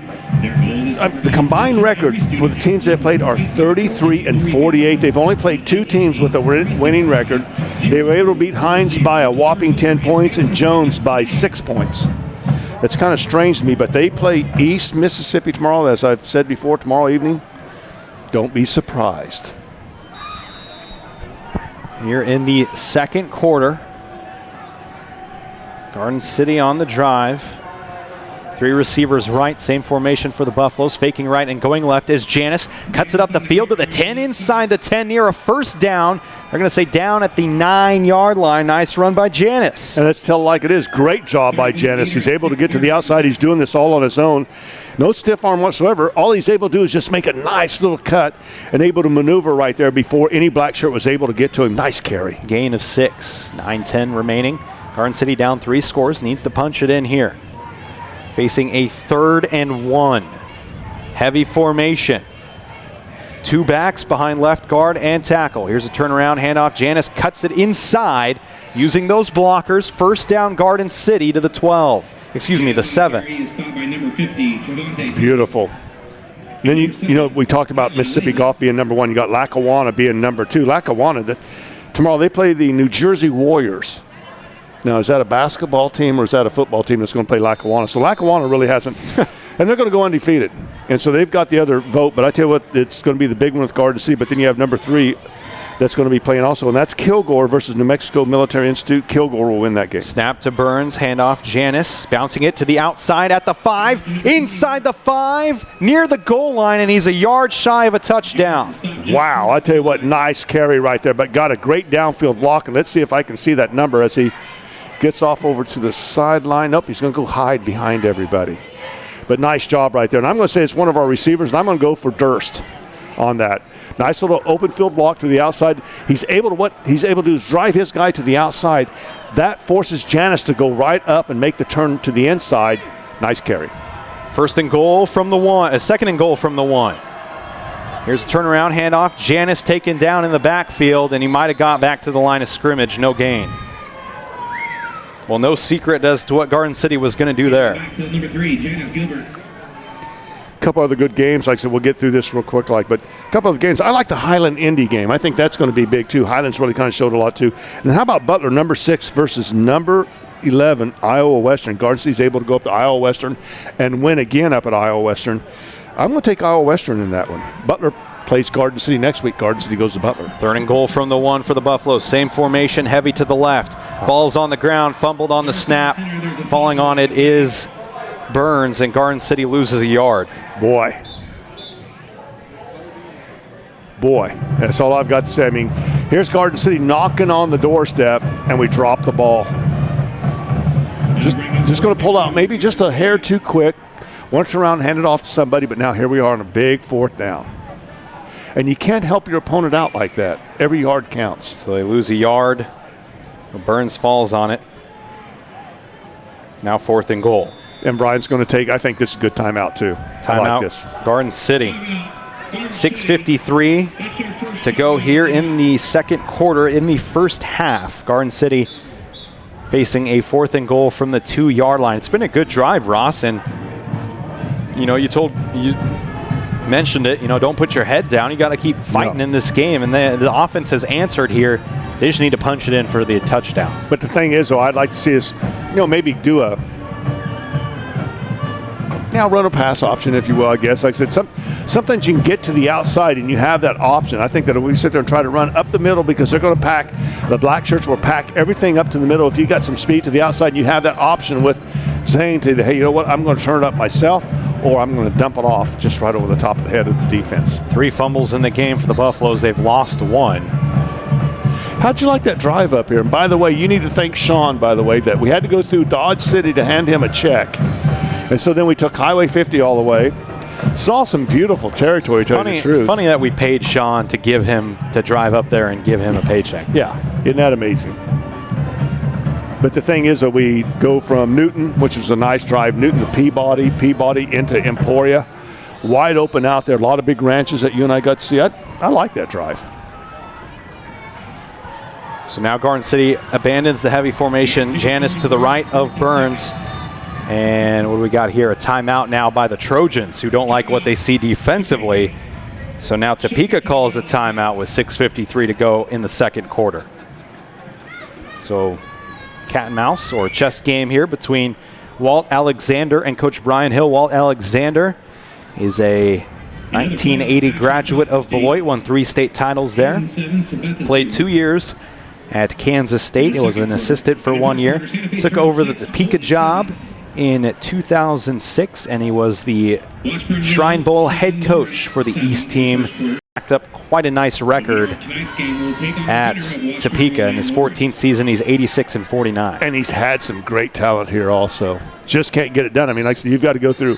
That's tough. You got to go through Free State. You got Derby that's out there also. Don't forget you got Lawrence this year too, and next year you said it, Gardner Edgerton will be part of the West. I'm sure they're thrilled about that, Ross. How crazy.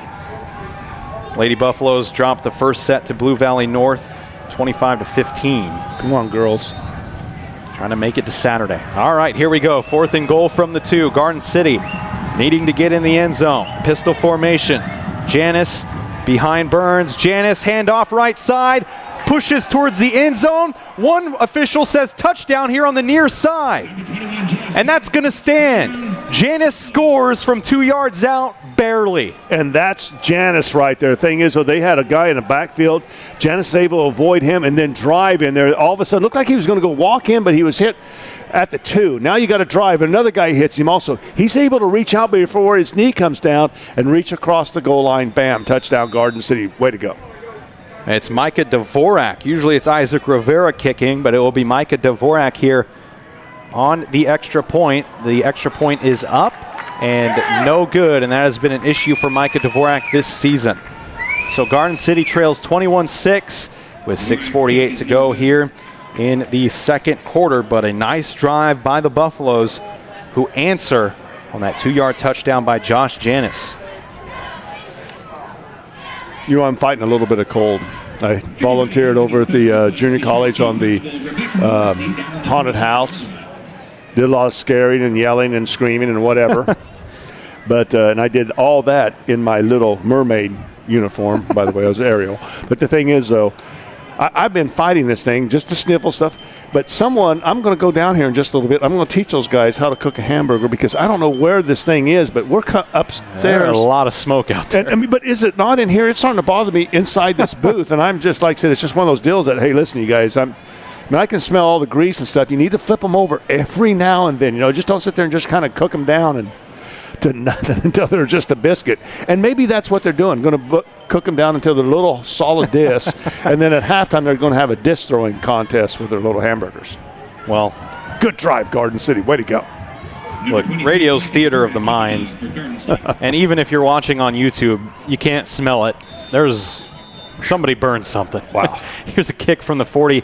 It is short but high, and that's fumbled momentarily but picked up by Topeka High and upended at the 27-yard line, and that's where the ball carrier will be taken down. It's Janus Gilbert taken down by Garden City. Garden City right now, boy, if you could get the defense to stand up, this kind of reminds me a little bit of the first year, 2 years ago, that they're able to come in here and they score right off the bat. We're able to keep up with them. We just slowly stay right with them. We actually wear them down. DeMarcus had a big-time fourth quarter, basically took the game over to Quentin LaPointe. Probably one of the best games I've seen. Quentin got real strong. He's just had these little nagging injuries and got strong as the season went on. 3 receivers left. One to the right for Devon Shea Harden. They're going to run the option. It's going to be a keeper. Harden up the middle. It breaks through a tackle. Now him and Terrell Elliott fighting for turf. And they're going to whistle it dead, even though he never got taken down. Past the 30, near the 34. David Ortega made a big catch in that ball game. David Ortega now went to Fort Scott, I do believe, and now he's up at Fort Hays. Something with the military.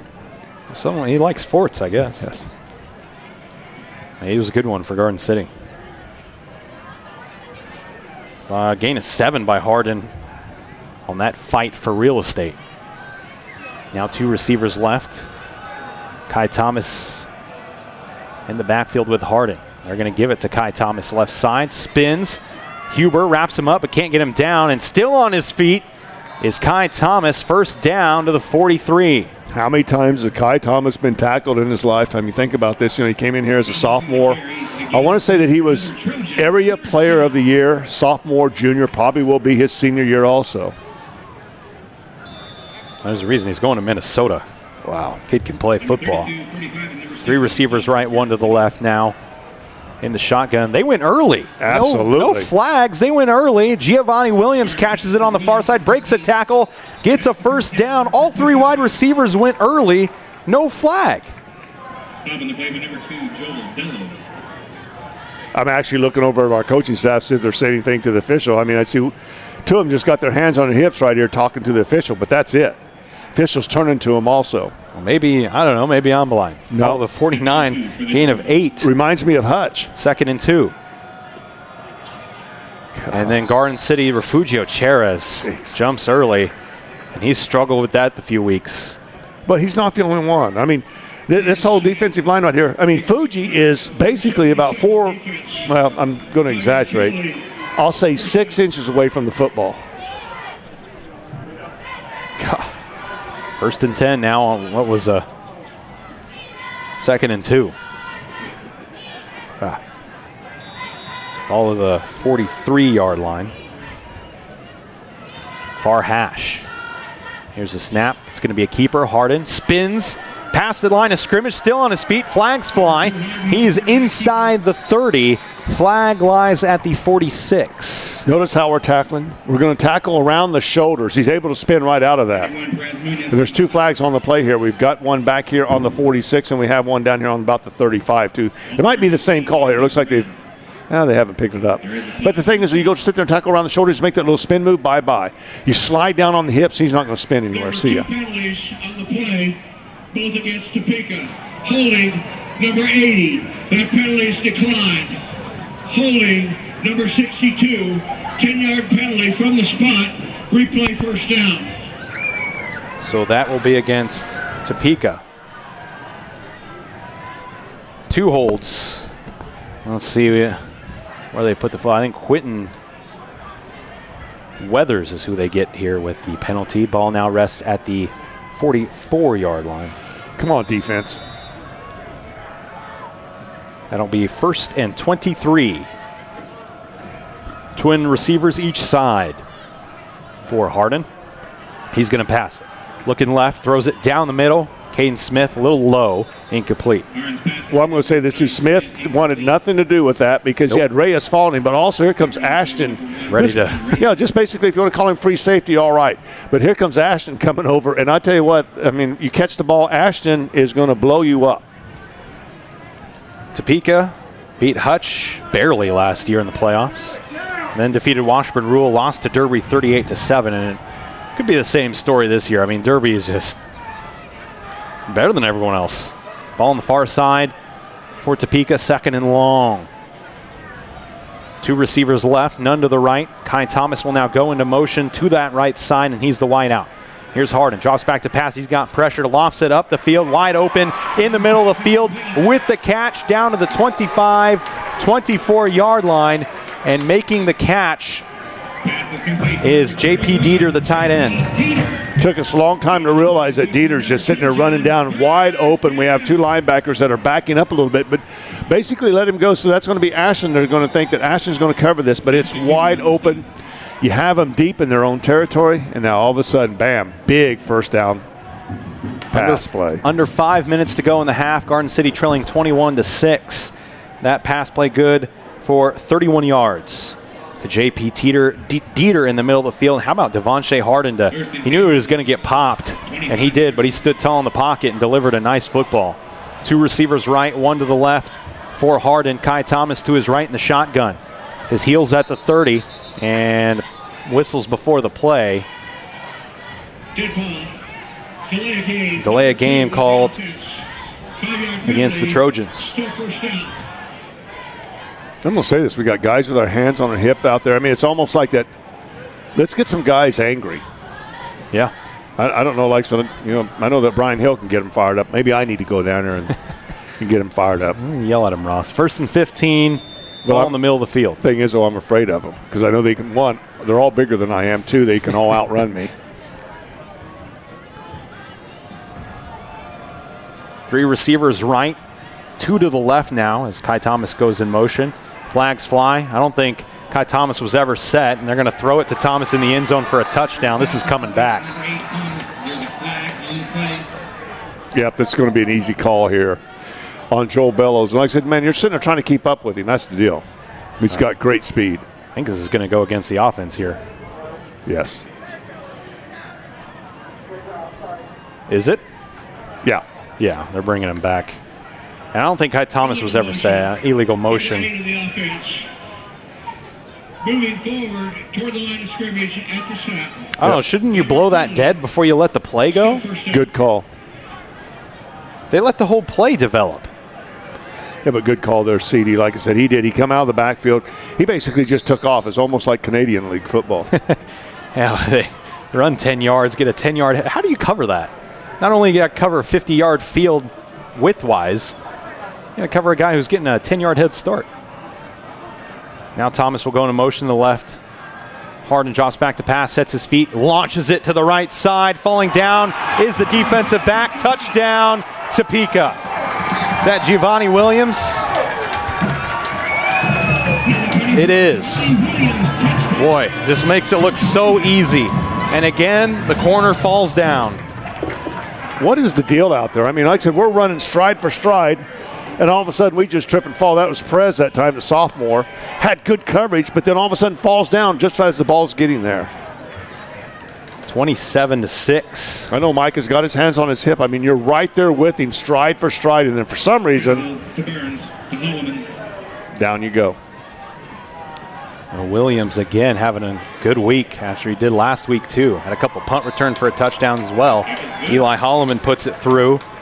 And now he's 4 for 4 on extra points. 28-6 the lead for Topeka. 4:11 to go before half. That touchdown, 35 yards. And Topeka is 4 for 4 on their drives tonight. And that drive was a little longer. Boy, and had some opportunities too. You know, had them set way back. They were able to get the tight end right down the middle. I mean, it's just one of these deals that I just don't understand. No recognition by either the linebackers or our safety that you got a black shirt and there's nobody around. I mean, he's just running right down the middle of the field down there. Lady Buffaloes dropped the first set to Blue Valley. They trail in set 2, 18-15 in Salina at the 6A state tournament. Garden City Buffaloes here in Topeka trailing the Trojans 28-6 with 4:11 to go before halftime. Dominguez and Durst back to receive as Eli Holloman sets the ball on the far hash, going right to left or kicking right to left. And Giovanni Williams having another great week. Kai Thomas has 2 touchdowns. Caden Smith has a touchdown catch, and that's Giovanni Williams' first. Topeka with 292 yards of offense. Garden City with 106. Here's the kick from Holloman. It is high and short, and it's going to bounce and go out of bounds. Garden City will get the football. But Garden City recovered before it went out of bounds, so no flag. Is Garden City vacating. It's not a punt. You got to go get the football. Yeah, I know. Joel Bellows, I don't know why he thought, I guess he thought it was a big kick because he might have lost it in the lights because he took off running backwards to the end zone thinking that it was going to be over his head. It actually falls short. I'm going to say the ball hit out of bounds first. Let's see if we get a penalty on this because I see Whitehead coming over to talk. Maybe they're picking it up. Free kick out of bounds. Yeah, it did go out of bounds. I thought it did. Penalty correction. The ball will be placed on the 35-yard line. First down. Okay, we know that Garden City offense can move against this defense. Thing is, though, that we've got to catch every pass that's thrown, can't fumble the ball, and we can't get any penalties. 4:09 to go before halftime. Garden City with the football at the 35, far hash. Here's a turnaround, handoff, Janis left side. Janis cutting inside 40, 45, near the 50. First down run by Josh Janis. A good run on first down. And what a great cut right there, too, by Janis. Looks like he's going to go to the outside. All of a sudden, just turns it upfield. Little arm tackle, able to break that, get some positive yardage. Nice carry. Gain of 14 on the play for Josh. I like that. Now under 4 minutes to go before half. Garden City trailing 28-6. Here's the snap to Burns. Turnaround, handoff. Janis up the middle. Janis to the 45 and taken down. Nice chunk play on first down for the junior.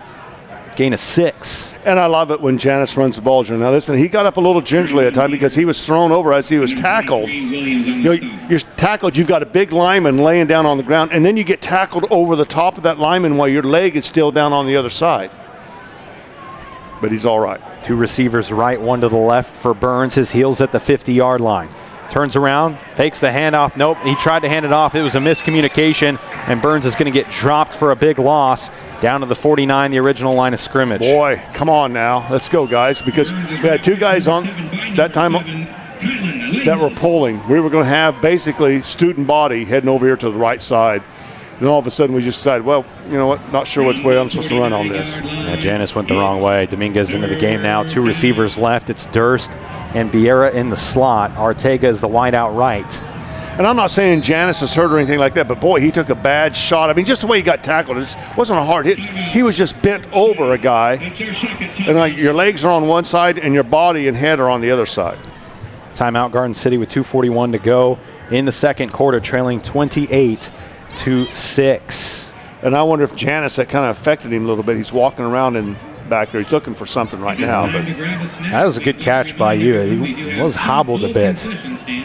Well, he's trying to walk it off, and he's trying to find somebody right now. Derby on top of Wichita North, 38-0. That's in the second quarter. Huh.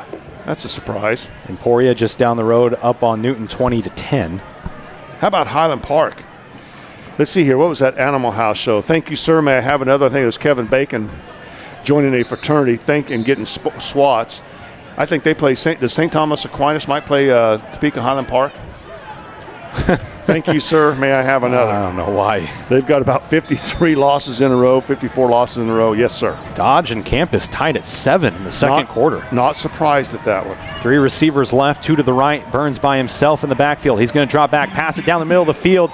He had Ortega, but it was way behind him, and Burns had some pressure on him. I think he got rid of that a little too early, late, or the hit affected him. Incomplete. And he took a shot, and I'm going to say this to Mr. Whitehat.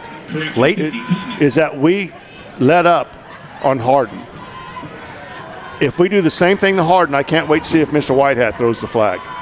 Garden City's going to have to punt now on 4th, and Ortega was open. It would have been a first down. Because Burns let the ball go. Now, he stepped into it, but the thing is, you got a guy coming right up the middle, and he's going to have a hard time pulling up, and he gave a full shot to Burns. To under 3 minutes to go in the second quarter, Dodge City on top of Campus, 14-13. It's a low snap. Dvorak fumbles it. Dvorak's got to get it off. It's blocked.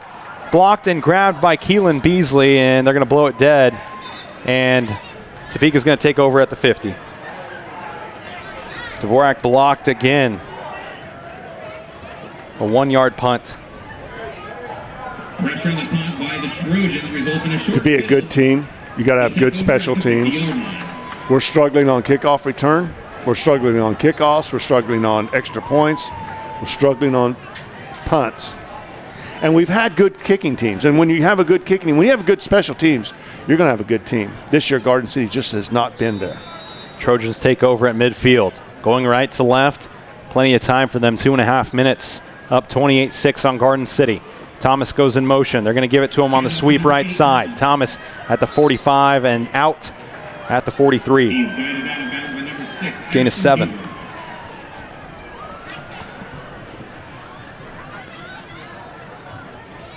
2:24 left in the half. Again, 28-6 the score. Lady Buffaloes just dropped set 2. Okay, so they're 1-1. Yep. And I said you got to win 2. Play Blue Valley. Ball's on the ground. Did they fumble? It's at the 40. Garden City says they took over, and Garden City has the football. And good call by the official. It took him a while. I tell you, the one official had no doubt on his mind that this is a fumble. Good job by Garden City. Was that Hardin on the carry? Yes. So Hardin fumbles at the 40-yard line. Garden City takes over. 2:17, and Garden City catches a break. I didn't know if that came out late, but now Topeka High has a fumble. As Hardin's being tackled, the ball comes right beside him. He's sitting there trying to reach out for it while he's being tackled. Burns going to hand it off to Janice. Nope, Burns keeps it up the middle, past the 40. Nice gain to the 45. Gains 5 yards, make that 4 yards on first down.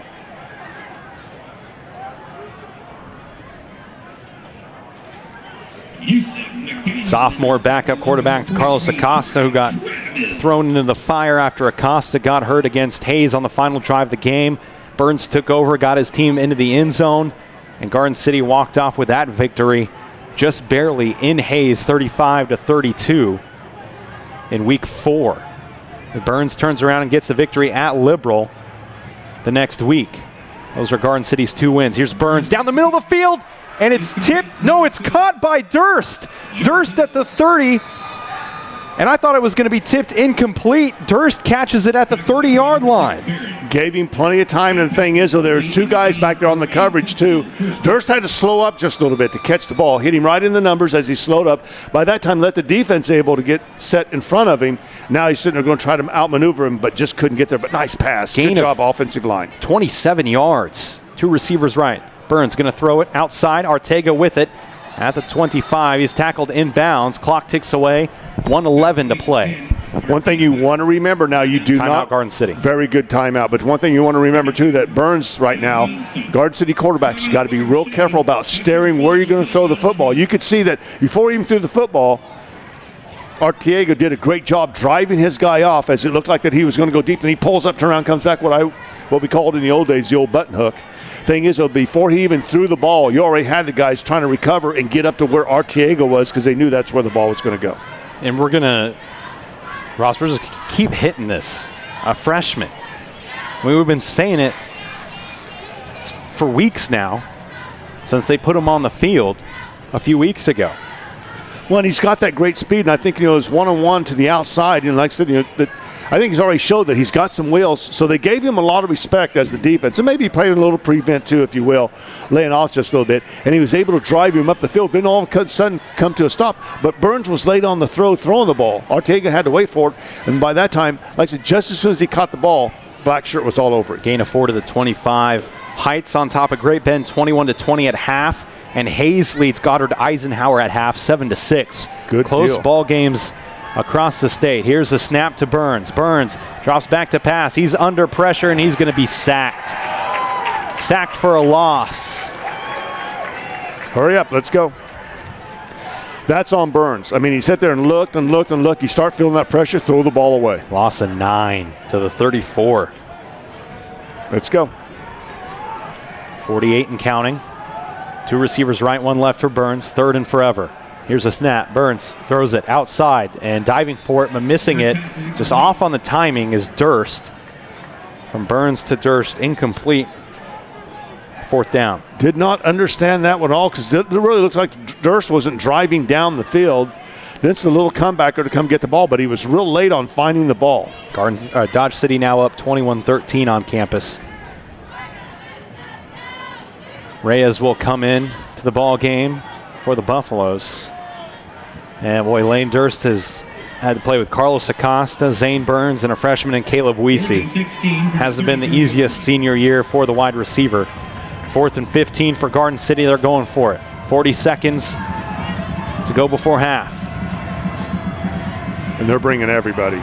Burns drops the football, and he's taken down at the 40. Another loss.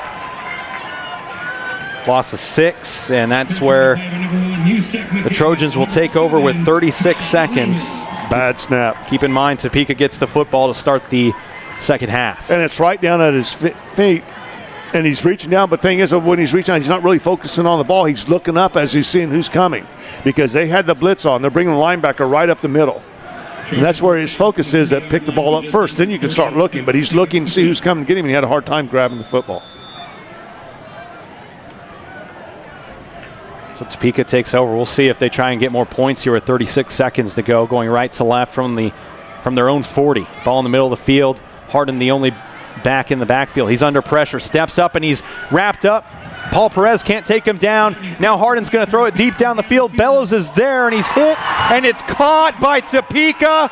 And a touchdown, Giovanni Williams. Wow. Bellows had position, ran into a Topeka high player. It falls into the hands of Giovanni Williams, and Topeka scores again. Well, let's tell it like it is on this one because, Bellows is there. It's a little bit high and out of place, but the thing is, Kai Thomas comes back, and he's not going after the ball. He's going after Bellows. He's going to play defense. And actually comes over behind Bellows and actually gives him a shove. They both fall down. Well, when they both fall down, there's only a black shirt sitting there with 2 white shirts. Ball goes right in the black shirts, touchdown. And we had a chance to wrap him up back here, something we've seen Garden City all year long. We can get there. Just can't wrap him up.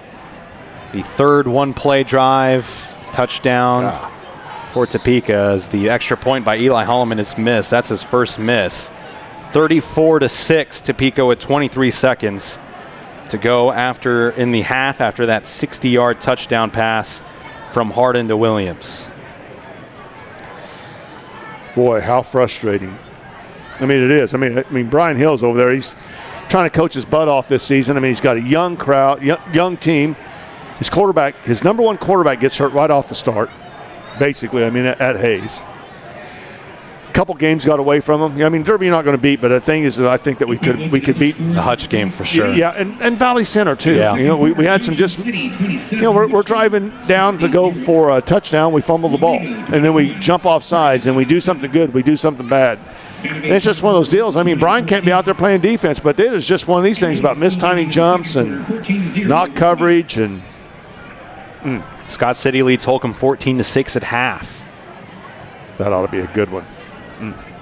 Hugoton down to Concordia 10-6 in the first half.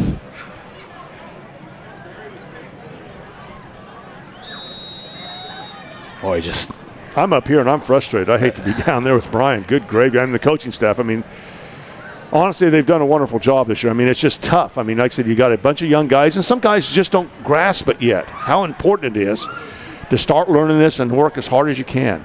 Focus. Here's a kick from Eli Holloman. It's short and just taken at the 29-yard line by Joel Bellows.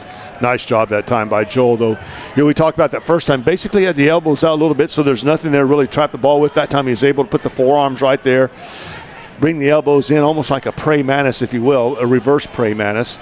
Ball goes right into that nice little basket. He's able to squeeze it. Boom. There you go. Boy, going into half down 28-6 sounds a lot better than 34-6 after that 6-point touchdown. It seems like a lucky play by Topeka. Here's a turnaround and a handoff to Janis up the middle. Janis at the 30, 35. Janis 40, 45, 50. Janis 45, 40. And a late flag comes on the near side of the field, on the other side of the field from the play. Yeah, all this is going to be a bench warning here. Basically, the official running downfield ran into somebody, probably one of the assistant coaches down here. That's a 36-yard carry by Josh Janis. And it's taken the sticks forever to get down the field.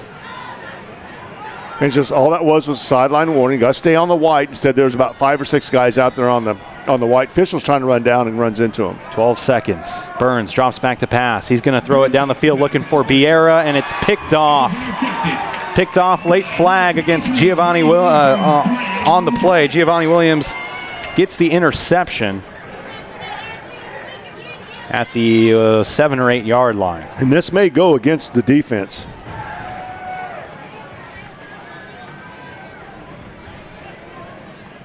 Waiting for that flag call.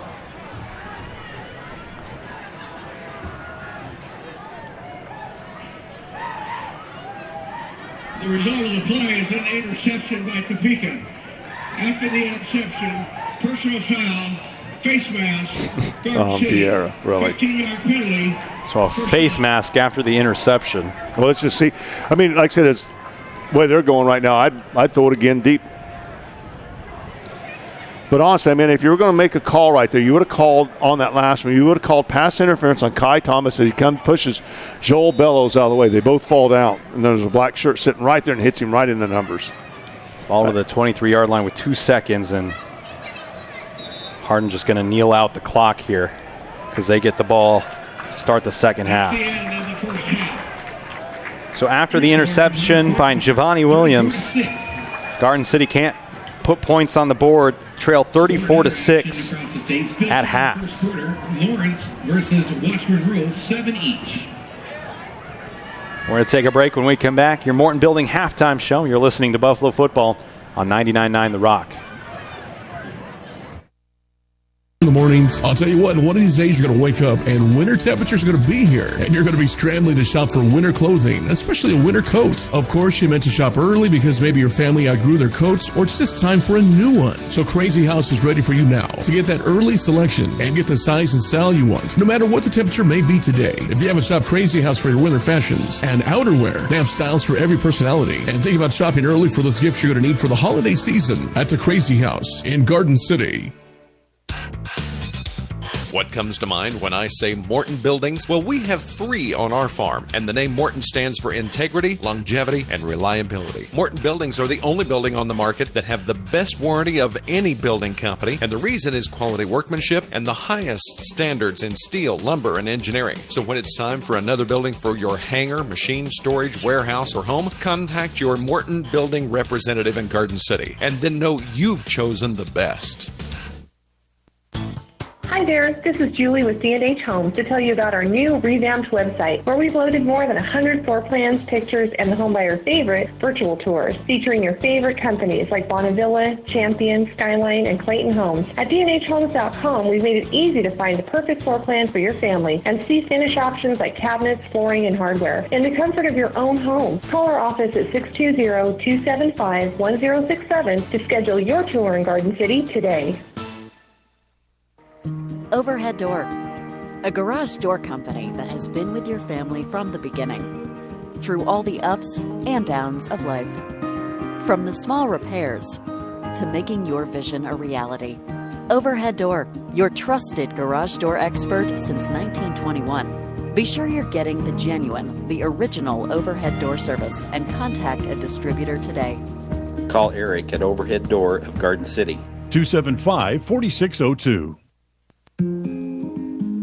Hi, I'm Zach Lull, head women's basketball coach at Dodge City Community College. Welcome to a new season of Conch Basketball. We're proud to represent the purple and the gold, and this is your personal invitation to come check us out. For a game schedule and roster, visit GoConchs.com. This is how we conquer. Dodge City Community College. Adventure awaits.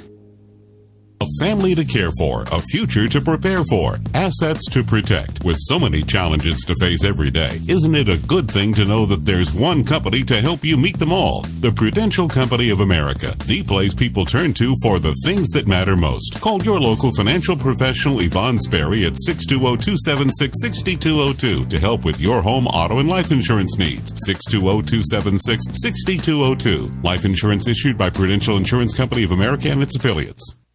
It's Domino's Pizza Deals for lunch and for dinner. Try their lunch special Monday through Friday till 4 with the large specialty pizza for $9.99. Or all day, every day, try a large 3-topping pizza for $7.99. If you pick it up, indulge in deliciousness your way with a large 3-topping pizza and 16 Parmesan bread bites for $11.99. Or mix and match, just $5.99 for a medium 2-topping pizza, sandwiches, pasta, specialty chicken, or any bread side. You can also earn free pizza by signing up for Piece of the Pie rewards. Order online or call your Garden City or Liberal Domino's.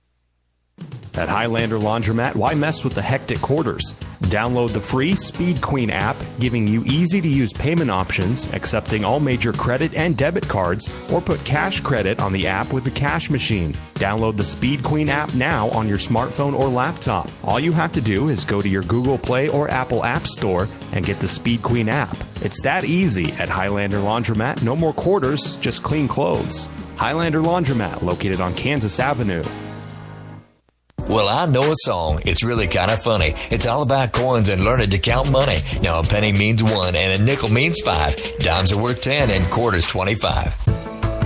As a parent, it's your job to develop good spending habits in your children. If your children are old enough to tell you to buy them things at the store, they are old enough to start learning about money. Get them started with an outstanding student savings account at First National Bank in Garden City.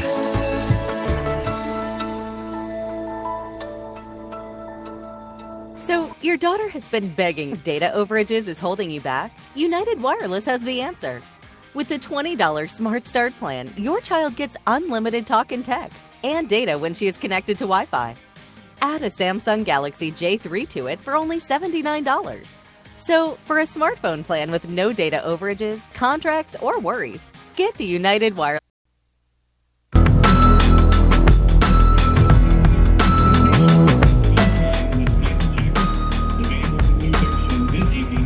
Back at Hummer Sports Park in Topeka, C.D. DeSalvo alongside Ross Miller, Isaiah Ramos producing the game at the KWKR studio in Garden City. The Buffaloes trail the Topeka Trojans at halftime by a score of 34-6. This is the halftime show brought to you by Morton Building, and it is the halftime recap brought to you by by Garden City overhead door. Garden City got the ball to start the game, went 3 and out. Topeka on their first play of the ball game. It's a 63-yard touchdown run by Minnesota Gopher commit Kai Thomas. Takes it to the house, 63 yards, 7-0 the lead for Topeka with 10:14 to go in the first quarter. Garden City gets the ball back. They get 1 first down, but they got to punt it away after that. Back to Topeka. Topeka on that next drive, 10 plays, nearly 4 minutes. Score by Kai Thomas, his second of the night, a 2-yard touchdown out of the Wildcat formation. Direct snap to Kai Thomas, who punches it in to make it 14-0 after the extra point. Garden City gets the ball back next drive with 3:20 to go in that first quarter. After a few plays, St. Burns on 3rd and 6 throws a pass to Eric Dominguez. Offensive holding on Garden City. Penalties declined because Dominguez fumbled it. Topeka takes over. Score, first play of the next drive, 32 seconds to go in that first quarter. Devonshea Harden, a 70-yard pass to Caden Smith. Extra point by Eli Holloman is good. It is 21-0 after the first quarter. Garden City with the football going into that second quarter. Beautiful drive by the Buffaloes. 11 plays, capped off by a Josh Janis 2-yard touchdown. Garden City at that point trails 21-6, and you're thinking, okay, Buffaloes back into this football game. Topeka answers on their next drive. 6 plays, 35-yard pass from Devonshea Harden to Javani Williams. 35 yards, touchdown. Point after kick by Eli Holloman is good. 28-6 with 6:48. Gets the football back. They have to punt. Punt is blocked. Goes for 1 yard. Topeka gets the ball right back, but then 2 plays later, Devonshea Harden fumbles. Garden City takes over at their own 40-yard line after the Devonshea Harden fumble with 2:17 to go before halftime. Garden City wouldn't be able to answer after that fumble, though. They turn it over on downs, and with 36 seconds left, give it back to the Trojans. Devonshea Harden throws a Hail Mary up into the air. It looks like Joe Bellows has it. A Topeka player runs into him. Bellows falls down. Javani Williams comes up with a football. 60-yard touchdown from Devonshea Harden to Javani Williams. Point after kick by Eli Holloman is no good. 34-6 lead for Topeka with 23 seconds to go before half. Garden City gets it. 2 plays later, an interception thrown by Zane Burns after a 36-yard run by Josh Janis. Burns throws a pick, intercepted by Javani Williams. And then Topeka kneels out the ball knowing they'll get it in the second half. And Garden City trails 34-6. Going to take a 2-minute break. When we come back, we'll go over some stats. You're listening to the Morton Building Halftime Show on 99.9 The Rock. Garden City Community College is proudly supporting the Broncbusters to victory this school year. And they're assisting them to a victorious future. Find out all Garden City Community College has to offer. If you thought you couldn't afford college or can't get funding for your kids or yourself, well, you can, and they can help. Visit Garden City Community College on Campus Drive in Garden City or go online to gcccs.edu. Busters. Have you been frustrated standing in an aisle waiting for someone to help you? Have you tried to explain that piece you're looking for to fit a certain fitting in fixing a home project, and it takes 3 to 4 people before you might have the right piece? At Garden True Value, I take pride in my staff in their one-on-one attention to our customers and with their being with me a long time. They can usually spot the trouble or part you need, and you can be on your way. If we don't have what you need, please give us a chance to get it for you. Stop at Garden True Value and let us help. Also, visit our website, gardentruevalue.com, for more information. The name's Hops, Barley Hops, local private detective. Last week, my life was turned upside down when she walked into my office. Quick, I need help! This blonde bombshell said people were missing on the east side of town. Places that used to be packed were now empty. I searched the city and made my way downtown. You know, the part of town that usually closes at 5. And to my surprise, I found everyone at this place called Flat Mountain Brew House. The beer, the food, and the atmosphere that was once missing in this town has been found. Thank you, Mr. Hops. All in a day's work, man. Flat Mountain Brew House, 207 North Main Street, downtown Garden City. Moment of honesty. When it comes to cremation, they make a point of assuring that everything is done under their own roof, by their own professional staff, and in their own new state-of-the-art facility. and not farmed out to some off-site third-party crematory. So if I have to call on a funeral home, it'll be Garnan without question.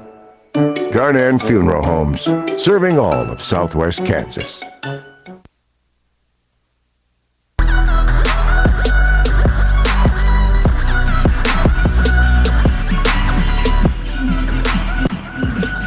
Well, welcome back to Hummer Sports Park in Topeka. CD DeSalvo, Ross Miller here, Isaiah Ramos back at the KWKR studio in Garden City producing the game. Buffaloes trail Topeka 34-6. Halftime stats brought to you by Burtis Motors here on the Morton Building Halftime Show. Garden City's run 37 plays, Topeka High 22, but Topeka outgaining Garden City 362-176. Garden City has hold on to the football 16 minutes, 33 seconds to the 7 minutes, 25 seconds for Topeka. 119 rushing yards for Garden City, 131 for the Trojans. 231 passing yards for Topeka, 57 for the Buffaloes. Garden City has fumbled it 3 times, has recovered twice but given away one. Topeka has fumbled once and given it away. And Garden City also has an interception. So 2 turnovers in the game for the Buffaloes, 1 for Topeka. 12 first downs for the Trojans, 10 for Garden City. Garden City 1 for 7 on third down. Topeka 1 for 1. Topeka 5 penalties, 45 yards. Garden City 3 penalties for 25 yards. For Garden City, Zane Burns 6 of 11, 57 yards and a pick, no touchdowns. Josh Janis 17 carries, 106 yards and a score. Zane Burns 9 carries, 13 yards. Lane Durst with 2 catches for 41 yards. Philip Vieira 2 catches for 7 yards. And Eric Dominguez, Gerardo Ortega each with a catch for the Buffaloes. For Topeka, Devontae Harden 6 of 7, 231 yards and 3 touchdowns. That's an efficient night. 10 rushes for Kai Thomas, 115 yards and 2 touchdowns. That's an efficient night. 5 carries for Harden for 16 yards. Giovanni Williams, 4 catches, 130 yards, 2 touchdowns. Caden Smith, 1 catch, 70 yards, a touchdown. J.P. Dieter, 1 catch for 31 yards. Halftime stats brought to you by Burtis Motors. And Ross could have been not as bad going into half, but and we've heard Coach Hill talk about this earlier in the season. He told his team early on in the year, it's crazy how the good teams always get lucky. And that's been the case in this game. Topeka, the better team so far, and because that, the lucky team so far. But have earned every bit of this 34-6 lead. They're very good. I mean, they really are. But Garden City, you got to remember, Garden City comes out. You know, we fumbled the kickoff. We got the ball back, but then also we drop a little pass out to the flat that was going to go a long ways, and it's just off the fingertips. It's just one of those deals. I mean, it's a little this, a little bit of that. You know, you got to be able to pick up the ball. You got to get good snaps. I mean, we're just struggling in a lot of facets of this ball game, and it's just disappointing. I mean, you come out here, and Coach Hill and the coaching staff cannot come out and play for these young men, but you can see some of them making the same mistake over and over again. And it's just one of those deals that, man, you want good things. I mean, you want good things for this Garden City team. I know that we're young. You know, we can just beat that horse to death. But thing is also, you lose Carlos Costa. You can talk about that also. But Zane Burns, I like him. I like his mechanics. I like what he's able to do. He's beat up just a little bit. The thing is, like I said, we're not running good patterns. I mean, we're not covering very good on defense. You know, how many times have we jumped offside this year? I mean, just one of those deals that, we have done this a lot. It's just amazing to me. And then, we talked about this, on our football on kickoffs. I mean, it's just one of those deals that everybody knows. I mean, like I said, you watch film, you're able to just pooch it. Garden City's going to struggle with it. And then also on our single-man coverage, like I said, we just got some guys that really struggle on covering and then making the tackle. We've done a good job defensively getting to the place. It's just a matter of wrapping up, and we have a tough time doing that. But listen, let's tell it like it is. I mean, Derby, we played Derby. Derby blows us out because Derby's that good. They're really, really good. We play Northwest. Northwest blows us out because they're that good. Dodge City, you know what? Probably should have beat us. But the thing is, though, that we gave maximum effort in that ball game. A couple things didn't go our way, and that's just the way that is in that windy ball game versus Dodge City. But the thing is, though, there were other games that we could have won this season, and now you got Topeka High here. Topeka High's good. I'm very impressed with their weapons. I am going to say this. It may sound nuts, but, the defense is not impressing me at all. But when you sit there and got Kai Thomas sitting back there, Harden also, that's really good, Giovanni Williams. I mean, a guy that you can just throw it downfield. Single man coverage. I don't know if there's anybody that can cover him single man right now. But I'm impressed with him. And the 90s Cowboys teams, Ross, they had Aikman, Emmitt Smith, and Michael Irving. Motel 6, yep. Yep. I mean, and that's for you, Isaiah, by the way. But the thing is, though, you talk about that. They had that offense, but they also had the offensive line too that could bail them out. I mean, anytime. I mean, they were just basically unstoppable. It's just one of those deals. And you had a little defense. That's all you needed was a little bit of defense and good special teams. But Garden City special teams struggling all year long. And it's just, you keep thinking, gosh, we got to be able to get a kicker. A couple years ago, think about when Zeke Herrera was here. Man, our special teams was top-notch. I mean, it was a lot of fun to watch, but, boy, we just cannot develop it this year. I mean, it's just something that you're looking for, and you can see, but also that it's a work in progress. You're going to see some good things. It's just one of those deals you got to put up with this year, but next year it's going to get fun, and the next year after that ought to be fun also, and hopefully, like I said, that we've got some good things, building blocks that are built up right now for Garden City, but all good. That's right. Yeah, you just go ahead and keep on feeding to Easy E right there, because Easy E, and that's another good running back also. And that's one thing you want to surprise about. If you want to talk about Dallas real quick, is that Dallas has got. I think they've got a great quarterback. I think they've got a good receiving core. They've got a really good offensive line. They've got I call him Easy E, but Ezekiel. He's a very good running back. But and they're trying to emulate the three, the quarterback, running back, and wide receiver that they had in the 90s. Right, and you think 3 Hall of Famers. Yeah. I mean, and that's going to be tough to do, but, like I said, you got to put your time in. You got to have that offensive line. You got to have a little defense, too. But, like I said, I'm very surprised with what's going on with Dallas. I just know they're a lot better team than what they're showing right now. Well, and to this point, those 3 kind of led the way for the Dallas Cowboys, and those 3 were receiver, running back, quarterback leading the way for this Topeka team. But, this Dallas team now, I really like that offensive line. Good analogy. And I sit there and think about Garden City right now. You look what Janice is doing with our offensive line. We're a young offensive line. Don't forget that we do have some seniors there, but we also got a junior, and we got a couple sophomores sitting in there at our offensive line. So next year, you're going to sit there and look, okay, we got some sophomores that got some experience playing that will be juniors next year. You're going to have a quarterback that's going to be junior. You're going to have Janice, who's going to be a senior, who's only played basically, next year, it's going to be a second year of experience when it comes to running the football. I mean, I'm impressed with what the future holds for Garden City. Isaiah's a little younger. Do you think he knows Motel 6? Do you think he knows that story? I'll tell him sometime. I'll be more than happy to.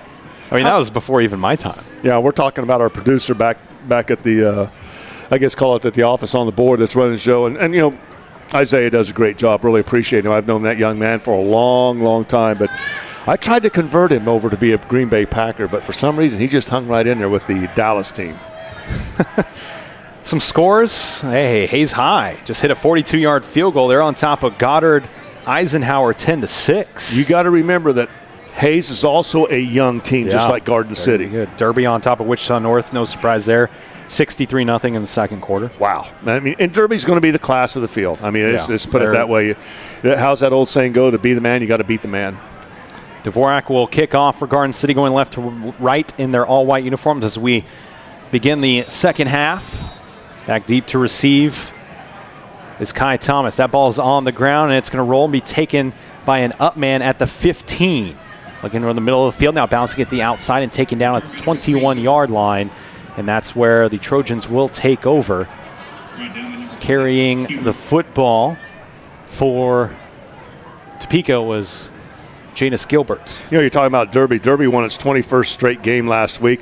Since 2013, the Panthers have won 78 games and lost 6, and have won 4 6A state championships. That's not bad. That's real impressive. I don't know who's going to come out of the East. I mean, it's going to come after me. I'm going to say Gardner Edgerton, but who's that Gardner Edgerton? Got to sit there and think of Ryan Cornelson. But maybe Olathe North. Those are the 2 guys I'm going to think. Gardner Edgerton has only been beat 1 time this year, and they got beat by 1 point, and that was Lawrence. And since that Cornelson's got there, they've gone 10-1 and 7-1. 5 on the play clock as a late lineman runs in late for Topeka. In motion, goes to receiver right to left. They're going to hand it off. Kai Thomas. He's met at the line of scrimmage and taken down by a host of Buffaloes.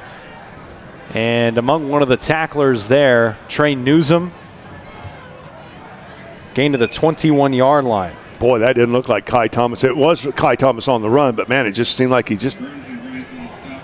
No gain. Yeah. 3 receivers right, 1 to the left. In motion goes Kai Thomas from left to right, who is in the slot. Now they're going to hand it to him. Sweep on the right side, and here's Kai Thomas. 30, taken down at the 34. First down, Topeka. He is so fast, CD, that he goes in that motion, bam, you hand him the ball. He's making the cut right there because we're getting upfield. You got that block right there, but we got white shirts. They're able to reach out and grab him, but by the time they reach out and grab him, they're just grabbing basically a ghost. Gain of 13 for Kai Thomas.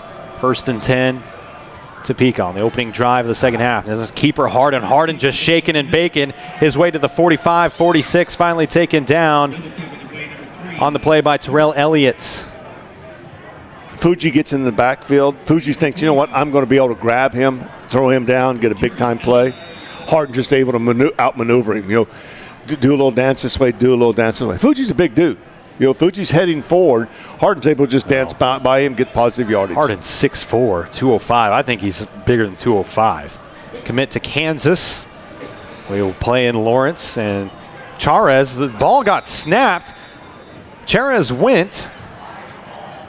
Well, that was a mess. The center snapped the football. I don't think he was supposed to. Second down. Well, loss of yardage on the play. Both the quarterback and the running back were both looking over at the sidelines. Huh. So now to the But I'm going to say this. 43. KU, I think, would be a smart idea. Of course, they'll redshirt him, in my opinion. And I like Harden. Man, I like this cat. Harden pass on the far side. Javonte Williams breaking tackles to the 40-yard line, taken down by Paul Perez, but not after he gets a first down. And Ross, Javonte Williams is – I know there's Harden and Kai Thomas, but Javonte Williams is – one of the better players and athletes on this team, getting 17. And Harden gets that ball anywhere near Javonte. Javonte's going to catch the ball. There we go. Encroachment by Garden City. Yep. Again, bitten by the encroachment bug.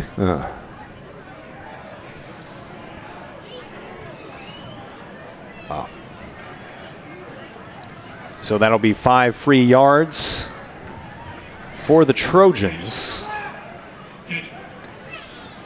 That's a senior that jumped offside. Fourth penalty of the ball game for the Buffaloes. How crazy.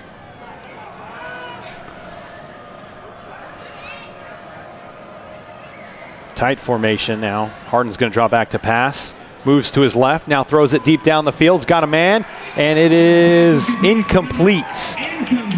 Was looking on the play for Trent James. And it goes through his hands in the shallow part of the end zone, incomplete. And I don't know what he's crying about over here, but we had 2 guys back there. Like I said, he had it in his hands. He just couldn't wrap it up. We're really struggling on the defense right now, covering any kind of pass play.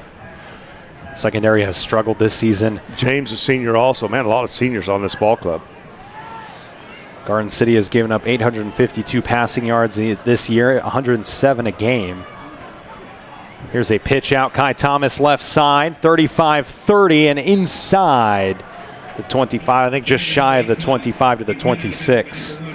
You look at that 6A bracket, you sit there and think about over here on the West, and especially with the rankings. Derby's on the West, Lawrence Free State on the West, Topeka on the West, Lawrence on the West, Dodge City on the West, Manhattan on the West. Next year, Gardner, Edgerton will be on the West.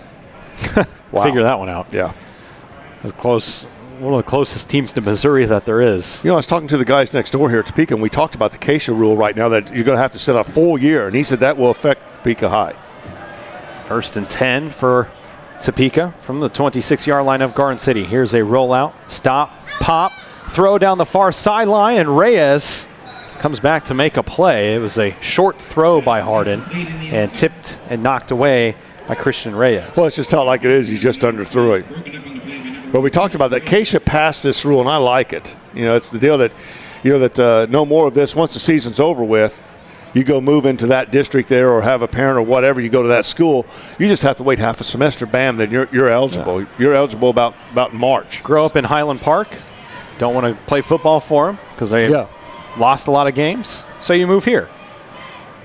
Handoff Kai Thomas, right side. Thomas bouncing it to the outside on the far sideline near the numbers and taken down inside the 15 to the 14. But the outfit that's calling the ball game here for Topeka High, we were just talking about that before the ball game and just said, I kind of like the rule because it's going to affect some teams. Other than the parochial schools, there's like 20, I'm going to shoot for 24 to 26 parochial schools. I mean, you got to think about St. John's Beloit. It's part of that too. Hutch, Kristen also. But you think about the big ones, St. Thomas and Bishop Miege. They can still, if you want to call it recruit, they can.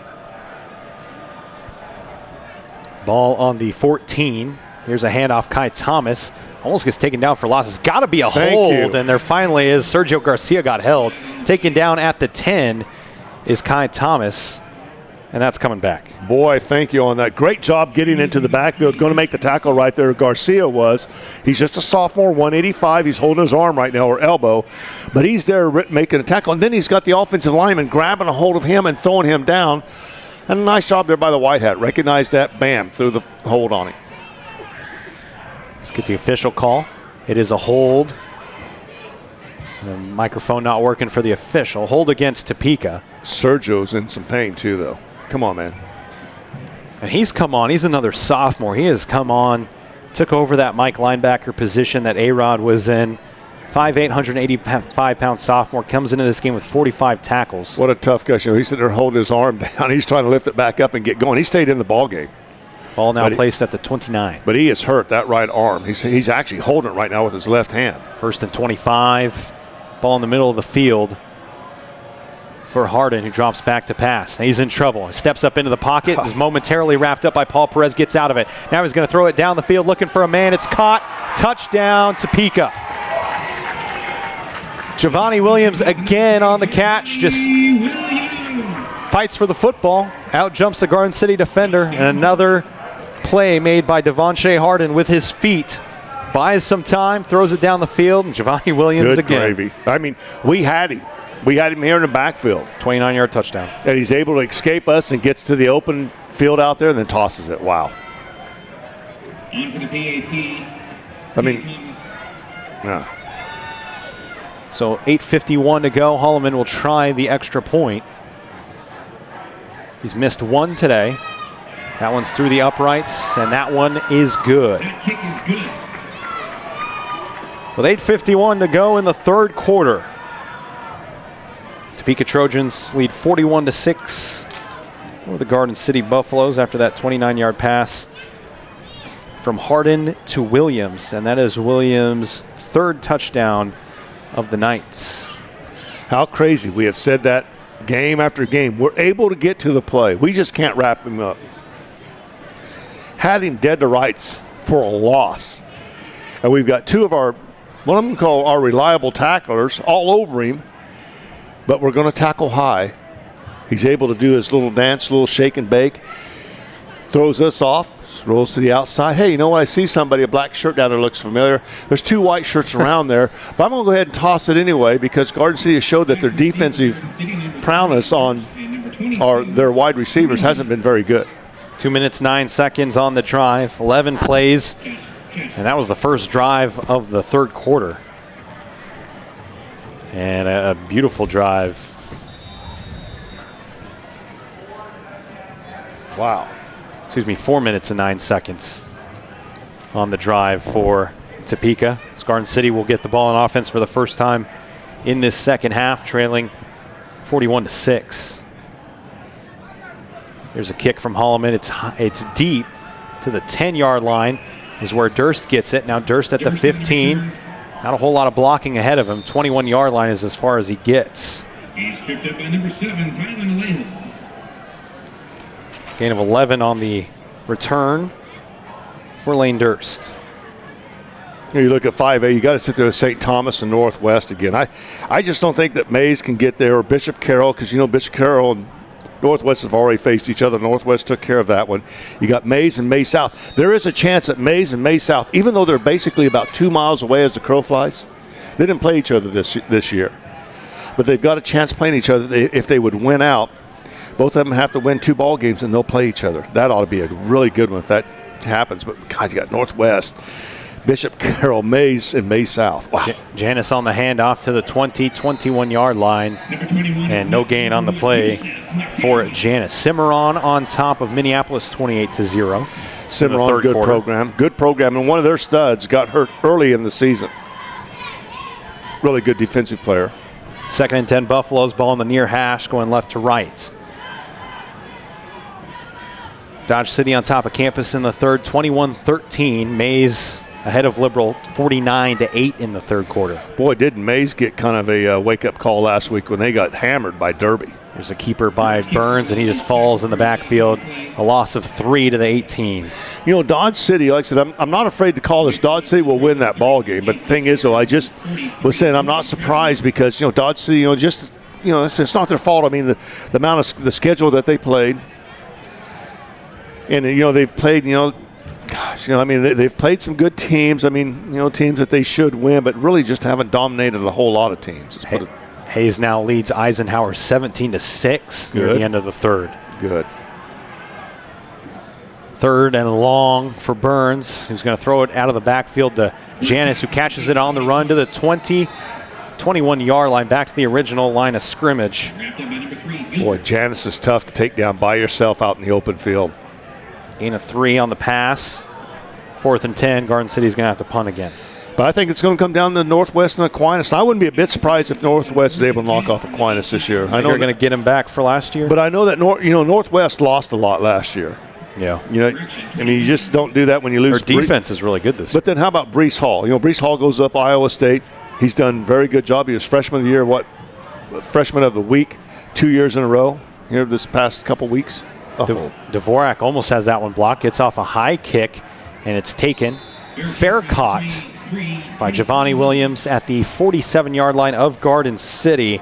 So officially a 26-yard punt by Micah Dvorak. But also you had Marcus Hicks, it went down to Oklahoma. But how about the job that Regan Jones, Jamar Martin, they've all done some great things there for Northwest. But you got to go beat the winners. They're 19 in a row right now with Aquinas. They won last year. The Saints have gone 56-13 ever since Randy Dryden left Hutch. That was big news when he left Hutch and went up there. I think that was 2013. Took over from Mike Thomas. They're going to put it at the 46-yard line of Garden City. So a short field again for Topeka. Here's the snap. Handoff, Kai Thomas up the middle. Thomas pushes his way to the 41-yard line. Tackle made on the play. Joel Bellows was there. Also, Fuji Cherez there as well. So gain of 5. 2nd and 5.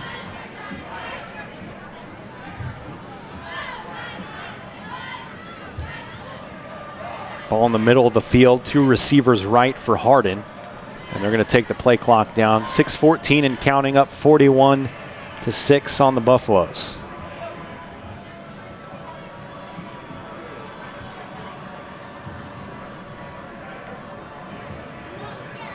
Here's the snap. Garden City blitzes. They bring Sergio Garcia, and Kai Thomas just sidesteps him. Wow. Thomas still on his feet. Takes 3-4 Buffaloes to take him down. He gets all the way down to the 28-yard line. A gain of 13 on the play by Kai Thomas, who is nearly impossible to tackle. Well, if you tackle him up around the shoulders, you're going to go for a ride. But if you slide down on the legs, man, all good. You can take him down, though. But like I said, we're tackling high. Like I said, he's just a strong, very good running back. Kai Thomas tonight, 16 carries, 149 yards, averaging 9 yards a carry. He's also got 2 scores. 2 receivers left. Score the first 2 touchdowns of the game for Topeka. Here's a fake on the handoff. Hardin keeps it. Now he flips it out to Kai Thomas, and Thomas is going to get back to the line of scrimmage, and Topeka can do no wrong. And he's able to run out of bounds, too, without being tackled. Back to the 28, so he gets back to the line of scrimmage, and what should have been a loss. And at 6'4", 205, Devontae Hardin, as we've seen tonight, is hard to take down. 41-6, Topeka leads Garden City here in the third quarter. 5:25 remaining in the third. Snap to Hardin. Hands off. Kai Thomas left side looking for a hole. Finds it. 25-20. Looking for the outside 10 and forced out at the 5 by Ashton Huber. Nice job, Ashton. He sit there and try to outmaneuver Ashton to get to the inside. Ashton wouldn't let him have it, so now it's a foot race to the outside. Good job by Ashton. Took a stiff arm also to the face mask from Kai Thomas, and Ashton's going to be able to go one day. You know what? That guy right there running from Minnesota, he actually stiffed armed me one time. I was able to make a tackle on him.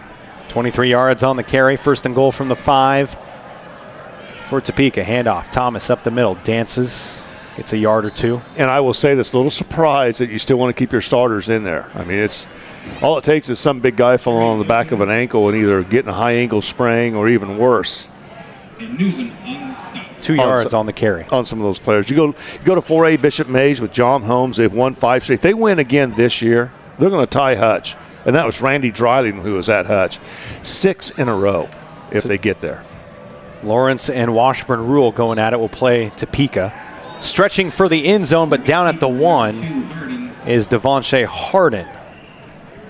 Tackle made on the play by Paul Perez. And I don't know who can get there against Bishop Miege. I mean, they got beat by St. Thomas. Maybe McPherson. Third and goal from the 1 for the Trojans. Looking to add to the lead here, up 41-6. And it's a direct snap to Kai Thomas. Right side, touchdown standing up. And it's 47-6. Third touchdown of the night for Kai Thomas with 4:17 to go here in the third. Wow.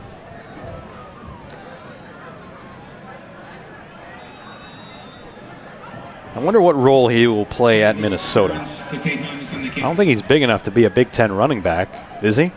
Oh, I'd give him. You know what? That's the thing, though. You know, we were sitting there talking about Harden. Also, you know what? When you go there, you know, you get in these weightlifting programs, and anymore they've got nutritionists. They've got weightlifting programs. They're going to put pounds on, make them bigger and stronger and faster. Yeah. And so, like I said, I mean, Kai Thomas, I'm impressed with. I mean, he's got a great cut. He's fast. He's smart. He's got great peripheral vision. And I'm kind of surprised. I know that he gave the commit, but I wouldn't be a bit surprised. There's some other programs at him also. But you know what Minnesota's doing right now? But Minnesota's also had this schedule, if you will, this year. You know, that's really kind of helped out too. Well, the back end, like you mentioned earlier, is going to be tough. But hey, PJ Fleck has really turned things around there. And he's successful. Former Garden City Buffalo went to Minnesota. Broderick Smith spent, I think, 2 years, a year or 2 years there. Yeah, very good. And then back to Kansas State after his stint in Minnesota. A very talented individual. I kind of feel like that. I wonder if a person sometimes can get maybe in their own way. I have before. And I'm not talking about sports at all, but I mean, sometimes you just get in your own way. And that's just, it doesn't accomplish anything. In fact, it ruins some things. Holloman will kick off from the far hash on the 40.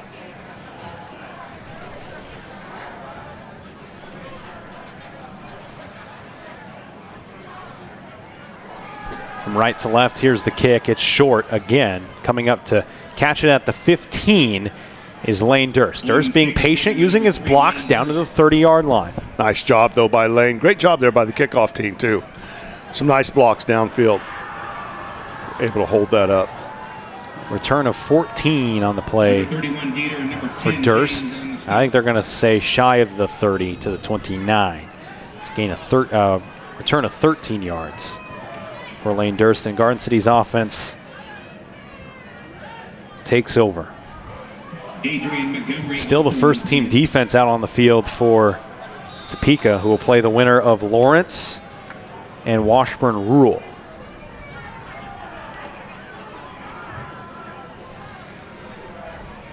Same offense for Garden City, who's being outgained 492 to 176 tonight. And Topeka will avenge that 2017 loss. Here's a pass outside Arteaga. Arteaga looking for the outside, but he's wrapped up and taken down quickly. Nice play by Janus Gilbert. That is a play that I'm not really affectionate when we see it even in the pros, when we see it in the college. But thing is, though, that it was there briefly. I mean, you throw the fastball to the outside, but thing is, though, Arteaga, he's going after the ball, but he's kind of fumbling around before he can take off. He catches the ball right in his fingertips and take off. That could be interesting. Here's a snap on the near hash, turnaround handoff. Janice left side. Janice sidestepping a couple defenders for a gain of a yard. Dieter on the tackle. Gain to the 26.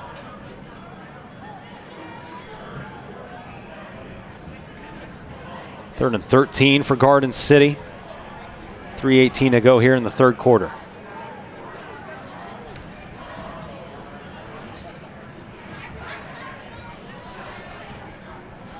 One receiver left, two to the right for the Buffaloes who are in white tonight. Here's the snap, one-armed retrieve by Burns. Pass incomplete as he's looking for Biera on a short button route. A button hook at the 30, incomplete. Okay, you go 3A, you got Andell. I think that they're going to have a run. Really, I think 3A is kind of open up. You got Jeff West and Marysville. They shouldn't be that bad. Jeff West, which is outside of Topeka here, has like 3 brothers and a cousin, all from Vegas. Wow. And they're like Samoans, but, a couple of them are 3'10", and, all good players, offensive and defensive. Low snap for Dvorak. He gets it onto the on the Trojan side of the field past the 50. So nice play by Dvorak there on a low snap to field it and get it away. Down to the 48, a 26-yard punt by the junior. No return. And I want to say the coach there for Jeff West, he was talking about, I was reading an article about this, that they came out here, found work. What they also like is a slower pace coming out here because they work for Waste Management. But it's a slower pace, got the kids maybe, where it's not getting as much trouble out in Vegas. Well, then their cousin saw what was going on with the 3 boys out here and their accomplishments, so he moves out too. Here's a handoff, Kai Thomas, who's still in the game, and he's met at the 50 by Christian Reyes and forced out of bounds. Yeah, good job by Christian right there. Actually just stretching that out just a little bit. Thomas trying to suck him down just a little bit. He's trying to slow him up and then try to beat him to the corner, but that time, Reyes did a great job there keeping him from getting to the corner. Gain of 2, by Kai Thomas on the play. Starters still in for the Topeka offense. Devontae Harden in the shotgun. One receiver left, 2 to the right. Here's the snap to keeper by Harden. He's wrapped up in still. It's so hard to tackle him. And he finally gets taken down. It takes 4 Buffaloes to bring him down. Sergio Garcia, one of those. But you saw Sergio as he got the tackle, he slid down on the legs. And after he got down on the legs, it's not going to happen. He's just so big. You know what? I tell you what, we've got a long trip home. You're going to stay at Salina. I'm going to ride back with Lee and Kendall Kepley to get home probably about 3:30. Gosh, I actually kind of played with the idea of staying up here and going to the cross-country thing tomorrow out at Rimrock. 6A running out there. Garden City girl and boys. How cool is that? 2 minutes to go. Of course, I will be doing the Garden City Hutch game tomorrow in Garden City. Harden escaping, getting past Paul Perez. Now he's going to take it over here on the near side. He's got plenty of green grass in front of him. And now he's going to cut it towards the middle of the field. He fooled one Garden City defender. Now a flag flies. Here comes Harden at the 30, and Garden City's defense is all confused. Down on the 29-yard line, but a flag might be a hold. Boy, great job, though. I like the hustle that we saw out there. And who was that? Was that 60 that was coming rolling out there for Garden City, or 50? Perez, nice job there.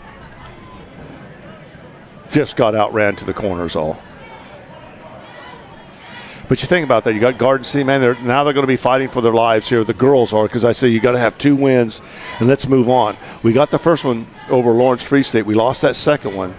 Yep. Now we need to get this one right here, and I think it starts like at 8:30. It may be in progress. Hope good things. And then you have the cross-country team up there at Rimrock, and that's something I would like to see Garden City somewhere down the line that get a joint effort between the community, the high school, and the college. And let's put something in similar to what Rimrock has.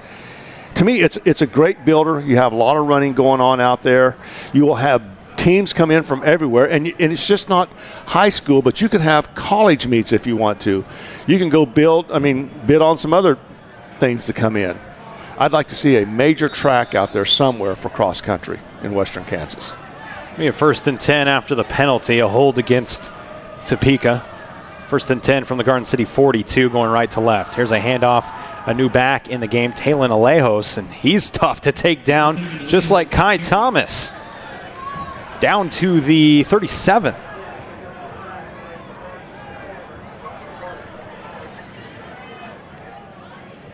Five yards on the carry for Alejos. The sophomore, 5'8", 172. Backup running back. Also starts at linebacker. Now new back into the game for the Trojans. Number 15, Frederick Sanders is in. Sanders will get the carry. Sanders up the middle. He's wrapped up, taken down. Fujo Cherez is one of the tacklers there. Also Trey Newsom and Joel Bellows. 76 and 77 and number 2 with the takedown. Frederick Sanders will get it to the 36, a gain of 1. Bringing in some other players here. See some sophomores out here. Guevara. Sanders a senior. The sophomore. Yeah, Guevara for Garden City. Aaron Guevara, a sophomore, playing corner now here on the near side. Here's a snap to Harden, who's still in the game. Harden stands tall in the pocket, throws it too high, intended for Trent James. Isn't that interesting? Hey, let's make this game last a long time. We're going to pass the ball. That's what I like. 48-6 the lead. That's the end of the third quarter. Garden City trails 48-6 back in 30 seconds. You're listening to Buffalo Football on 99.9 The Rock.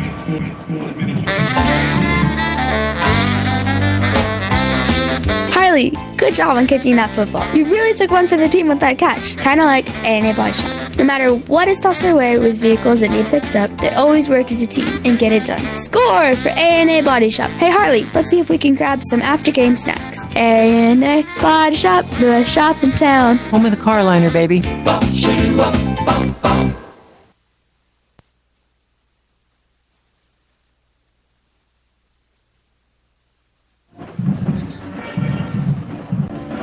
Welcome back to Hummer Sports Park in Topeka. And being told Lady Buffs play at 9 o'clock, 9:15, play Blue Valley. I believe they lost to earlier this season. Okay, and that's who, that's one they've got to win right there, right? Okay. Topeka with the football facing a 4th and 4, and they will punt for the first time tonight.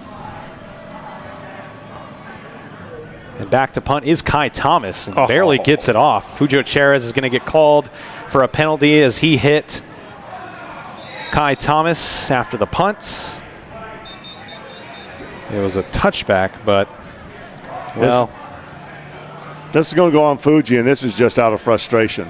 I mean, that's just straight up. I mean, he went back there. And like I said, he didn't kill him, didn't pick him up and do the body slam or the suplex, if you will. By the way, you want to learn some wrestling lingo. You don't want to talk to me because I'm doing the WWE stuff that I'm going to throw you, the diamond cutter, the whole ball. You're going to need to talk to Carlos Prieto and talk about some of those wrestling moves. Garden City with a roughing the kicker.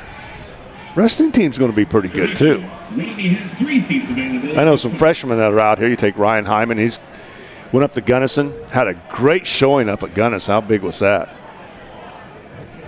Fuji. A couple running backs that we've got going on, too.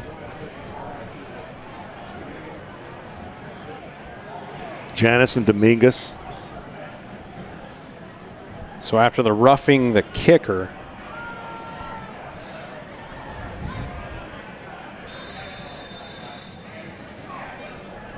it's still Trojan football.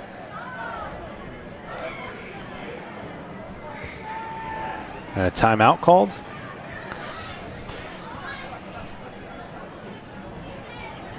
Oh, I missed it. Take a look at 2A. You sit there and think about Hoisington. Hoisington outside of Great Bend. Used to be the Hoisington players would go into Great Bend. but on some of them. But now it may be going the other way. But Hoiston, they've got a guy out there by the name of Wyatt Pedigo that's really, really good. But you got to think about Silver Lake. They've only given up, defense-wise, 33 points this year. Not bad at all. Well, timeout on the field. But it just seems like it's the same, not Hoiston, but Silver Lake.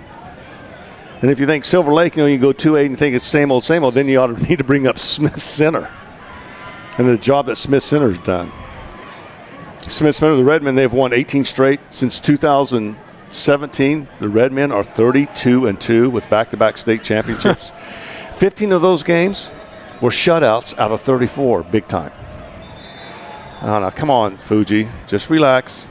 Let's go, Fuji's going to pick up another penalty. Yeah, just relax, but it's all good. No, they're going to call this against. So he went. That wasn't his fault this time. Fuji, I tell you what, he went to Gunnison too. And you know about Fuji. I mean, this guy is a great athlete, does a lot of great things. I think he also coaches football, didn't he? Yeah, he does. Yeah. Well, the season, I think, may be over finally, but, what a great job. Way to go. I like that. Help out with the young kids. Coaches youth football, and that ball snapped way behind the line of scrimmage, and it's going to be a big loss on the play for the Trojans. He's able to. He's faster than a speeding bullet, able to leap tall buildings, stronger than a locomotive. What was that squat? 765? Yep.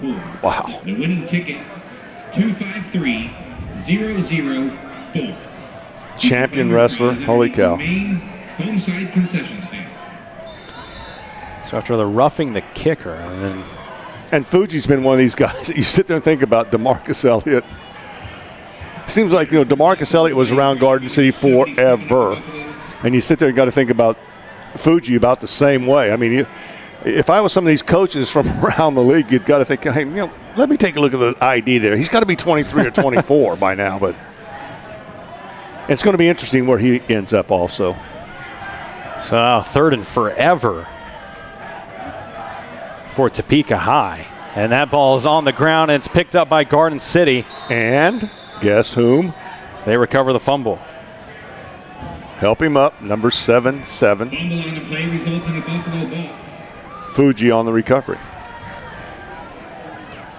So Garden City picks up the fumble by the Trojans.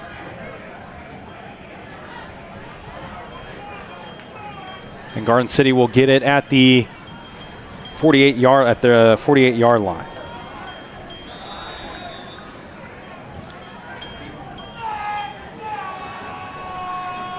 So with 10:33 to go, Garden City will have the football. Here's a handoff. Janice right side. Janice back to the line of scrimmage for no gain. Have you ever been to Gunnison? No. Okay. We're on Highway 50 all the way out here, up through Emporia. Well, you go from Emporia, you can take Highway 50 from Emporia to go to Gunnison, but they have a big wrestling camp there. Garden City goes there and does it every year. It's a long trip from Garden City. I'm going to say about 8 hours. God, but I'll tell you what, that trip between Canyon City to Salida, oh boy, not fun.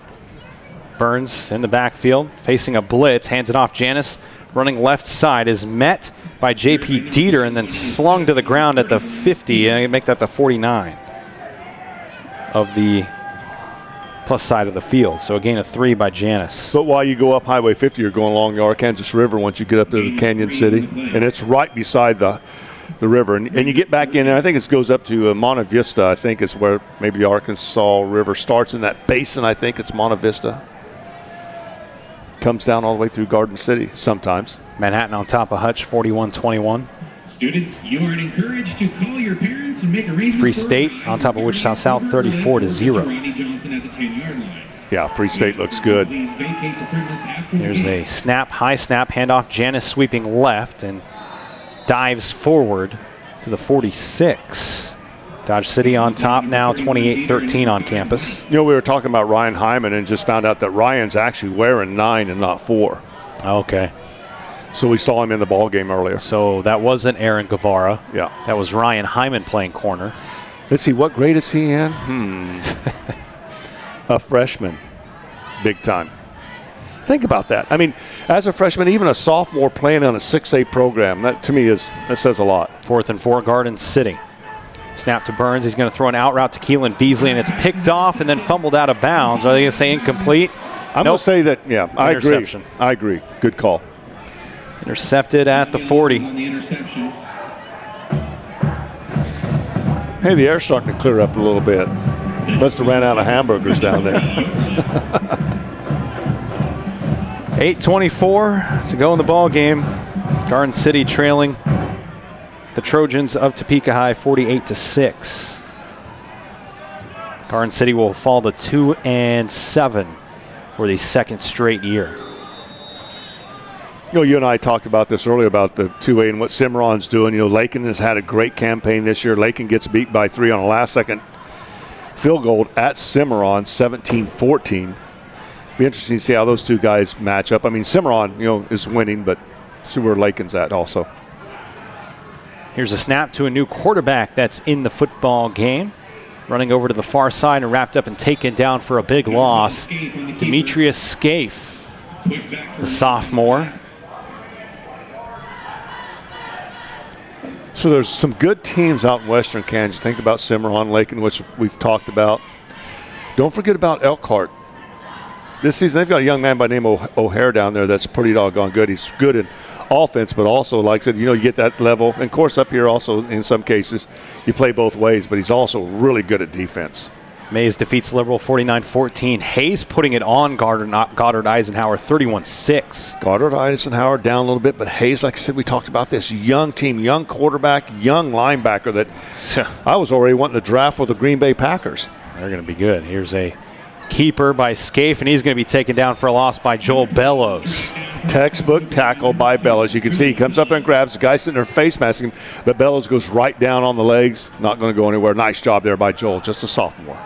Well, you kind of see the difference, Ross, between sophomores that have played all season long at the varsity level. Oh, yeah. And a sophomore that has backed up a senior all season long. Loss of 7. Let's get into the 8-man ranks because, you know, you got to cover them last year. And, you know, I think St. Francis is going to be pretty tough in 8-man Division I. I think they're just going to be a tough team to take out. I'm really excited about that 8-man number 2 that I may even go to Newton and watch the championship there. That day is fun. 8-man 1 and 2 play those championship games back-to-back. Here's a keeper, Scaife, to the 31. A long time ago in a land far, far away, Bill Fry and I went up there and did a couple ball games, and that was fun. That honestly was fun. But, you know, Osborne looks like they're going to be a good team. They're going to be pretty tough to beat. But you have Axtell, Hanover, Frankfort, who are all on that side. But I like Thunder Ridge. And I understand that Thunder Ridge got beat by Osborne, but you know that Schackenhoff, I think is his name, Struckoff, thank you. He ran for 160 yards and 4 touchdowns in the first quarter, and they were up like 26 or 20-6 or whatever. And then he got hurt, and then Osborne was able to come back. But he looks like he's going to be able to get back for Thunder Ridge. Kai Thomas going to punt this one away on 4th and forever. Bounces inside the 50 and will roll to the 45, 44-yard line of Garden City. A 25-yard punt by Kai Thomas, no return. And 5:56 to go in the ball game. Garden City trailing Topeka 48-6. Trey Adams for Hayes High, another good young player. Has a couple sacks, an interception, and caught a touchdown on a fake field goal. It's part of that 31-6 lead over Goddard Eisenhower. 3 receivers right for Zane Burns. Turns around, hands it off. Dominguez left side is a man to beat. Just runs him over. Attaboy. To the 49, 48-yard line. I like that. Just put your head down and take off on him right there. Dominguez, nice little run there. 5'8", 160 sophomore. Tomorrow, Garden State, as the schedule goes, they go 3A girls will start at 10 o'clock. 6A boys will run at 10:35. And the 6A girls will run at 12:20 at Rimrock. Just basically that way as I point for you to the northeast over there at Rimrock. There's Burns on a keeper left side to the 45 and throws a man down with a stiff arm to the 42-yard line. By number 17, Heidner. That's good for a Buffalo first down. Okay, you got the MAIA going on tomorrow. Fort Hays is on a nice little run. They've got some good things going. I was dropping those too early hurt them. 11-yard carry by Zane Burns. Lincoln comes in. I'm going to guarantee they'll win that ball game. You got Emporia and Washburn here tomorrow, as a matter of fact. In Topeka, not here at Hummer Sports Park. Hand off to Minquez. Shakes and bakes, cuts it back up the middle. Still on his feet, running those legs to the 35-yard line. Gain of 7. Don't be surprised. You got to remember that Missouri Southern last year was just a horrid team last year. You have Jeff Sims, who won a national championship out here at Garden City Community College, came within 1 point down at Pittsburgh last year of winning another one. He goes down there, and they have won 2 ball games this year. Don't be surprised if they're able to knock off Central Oklahoma tomorrow and get their 3rd win. And then it's the Big 12. Big day in the Big 12. Here's a keeper. Burns up the middle. 25-20. Burns breaks free. 10-5. Touchdown. Zane Burns. Garden City scores for the 2nd time tonight. 35 yards on the carry. And what a great job. What do you like about that out of Burns, too, is that you're able to go down there, you follow the blocking, you're able to set up some of the blocking. Garden City did a great job. Now, understand that Garden City right now, like I said, they're in this ball. I mean, they get that touchdown. They're not in this ball game in that way, but they're still working hard out there. That's what I like. Zane Burns able to read some nice downfield blocking, able to take it in. Good run. Dvorak will try his 2nd attempt, missed the first one, and it's a bad snap. Recovered by Ryan Hyman, who's going to throw it in the end zone, and it's caught. Keelan Beasley catches it for the 2-point conversion. And how about Ryan Hyman there making a play on a bad hold? 2 points. Garden City now with 14, trail 48-14. That's one heck of a play by Ryan Hyman. But you got to remember, too, Ryan also can throw the ball. He's a good quarterback. He's got some great speed. Guy in the open field. It's going to be interesting where they're going to be able to plug some of these guys in, because you have Weesey. We know that Weesey's quarterback, that was through the junior high level also. And you sit there and think about Ryan Hyman, same song, same dance. It's going to be very interesting how you're going to plug these guys in, what they're going to do, for the future. Because here's Ryan and Weesey, both freshmen. Then you have a sophomore in front of them. Good times. I think I've already said this before. I'm just going to tell Garden City that, if you haven't bought any sunglasses, you need to go buy them now, because the future looks really bright for Garden City. And those, there's some good play, and they're going to have a whole lot of experience next year and still be young. And number 15, Freshmen will be sophomores. Sophomores will be juniors. Here's a kick by Dvorak, taken at the 15 over on the near side. And nice tackle by Philip Vieira as he stands up the ball carrier Elijah Williams. joined with number 22, Eric. Sergio comes back up. He's gutting it out there. He's 5'8". We talk about this number 32. He's 5'8", 185 sophomore.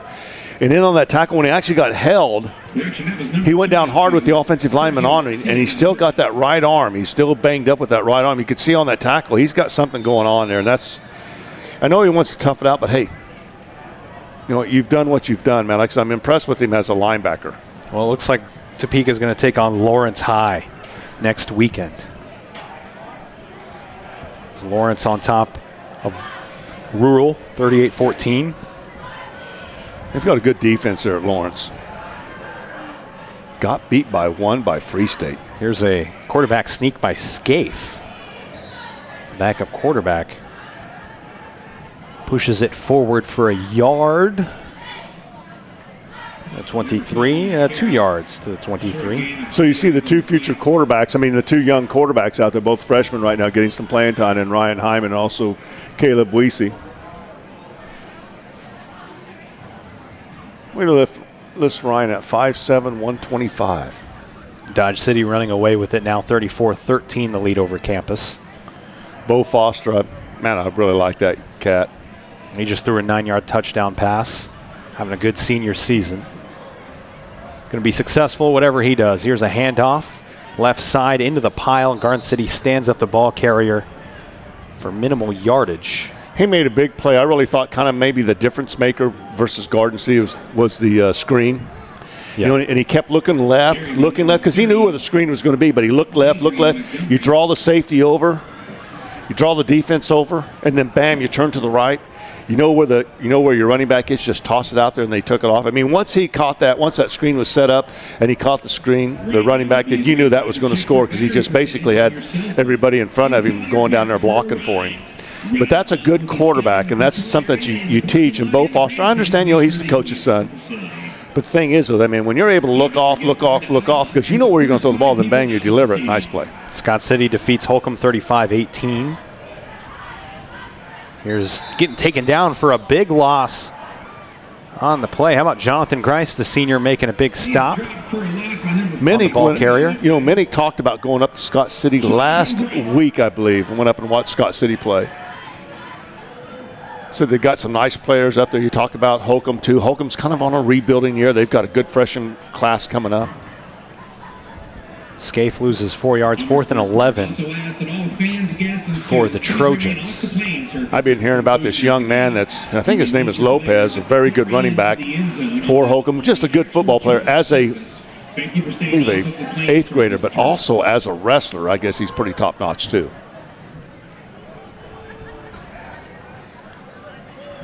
They're just going to let the clock run here. 3 on the play clock. And a timeout called by Topeka High. Timeout, Trojans. 1:49 to go in the ball game. Garden City trails 48-14, and Garden City will fall to 2-7 on the year.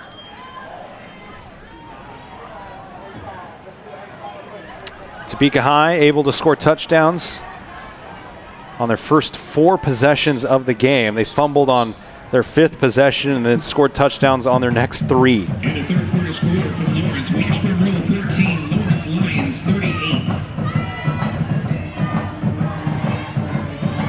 38. All right, I'm going to just set you down right here. We had an opportunity to stay here, and we could have went up and, like I said, run over and watched Rim Rock, cross-country run over at Rim Rock. And then after that, we could have headed just head down to Lawrence, go watch K-State KU game starting at 2:30, I believe. Here's a punt by Kai Thomas, fair punt by Eric Dominguez at the 48-yard line of Topeka. So a 28-yard punt with no return. And there's 1:41 left in this ball game. And Garden City, if you're 1:41 to go, you're still trying to score here. There will be no passes allowed for the second round of the Acacia football playoffs. We welcome you back next Friday for a home game, Topeka High School. Okay, so you saw Baylor win last night. They're undefeated, number 12 in the nation, but they struggled against West Virginia. Handoff. Dominguez sweeping left, now cuts it back up the middle. Now he's on his feet to the left, breaking tackles 30, 25, pushed down at the 20-yard line. Pushed out of bounds by Colin Daniels, the junior DB. That was sweet. That was fun to watch. Got good blocking to set up number 1. Then 2, race to the outside. Good defensive play just to push him out of bounds where Dominguez scores. Okay, I'm going to nail you down right here. You got TCU and Oklahoma State. They're 4-3, 5-3. But the big game tomorrow is K-State versus Kansas. Both of them coming off good wins. I mean, the K-State beat in Oklahoma just surprised the wang out of me. I thought KU could play with Texas Tech. What do you think? KU fan, Ross. Yes. And it hasn't been great. Been a lot of downs. I think that offense is a lot better with the new offensive coordinator. Yep. I just don't think they're good enough to beat K-State. Here's a handoff. Dominguez, left side, carrying defenders inside the 15 to the 14. I'm going to say this, and of course, now you know me, that I'm a guy that uses a lot of reverse psychology in my life. But the thing is, though, that how big was that you're able to do this with K-State, able to knock off Oklahoma? I went up there and saw K-State play Baylor, and I was calling for Skylar Thompson not to be a quarterback anymore. And then he has one of the great games ever against a very good team when it comes to Oklahoma with their 5 and 4 stars. And so now, is it one of those trap games? Afterwards, you just played a team and you was able to knock them off, and you go into KU, and it will be sold out. I wouldn't be a bit surprised to see that thing sold out tomorrow. It's supposed to be decent weather, too. False start on Garden City. But I like Pookie Williams. I mean, this dude right here has got some moves, and I don't know if he stays every year at KU. He may go in the draft. I'm going to say not this year, obviously, but here in the future. I mean, that guy, just impressed with as a running back. I think of the two highs that the teams are coming off of, K-State's high is higher, and I think they're going to ride that wave. There's a fake left. Keeper, Burns up the middle. Burns trying to sidestep a would-be tackler, and he's wrapped up and taken down at the 15. Oh, Trey Newsome, nice job right there. I know that, Trey's a junior, big dude on top of it, but he's got a guy there, a defensive player that's trying to go around him, and Trey just plants him. 6'4", 280 junior for Trey Newsome. Three receivers right for Burns, hands it off, left side to Minquez, trying to make his way to the middle of the field, and is wrapped up and taken down only a yard on the play to the 15. And that's going to do it. Well, it's impressive. Like I said, there's good things for Garden City down the line. Like I said, it's just a struggle year this year. So Garden City's season comes to an end. They fall to the Topeka Trojans 48-14.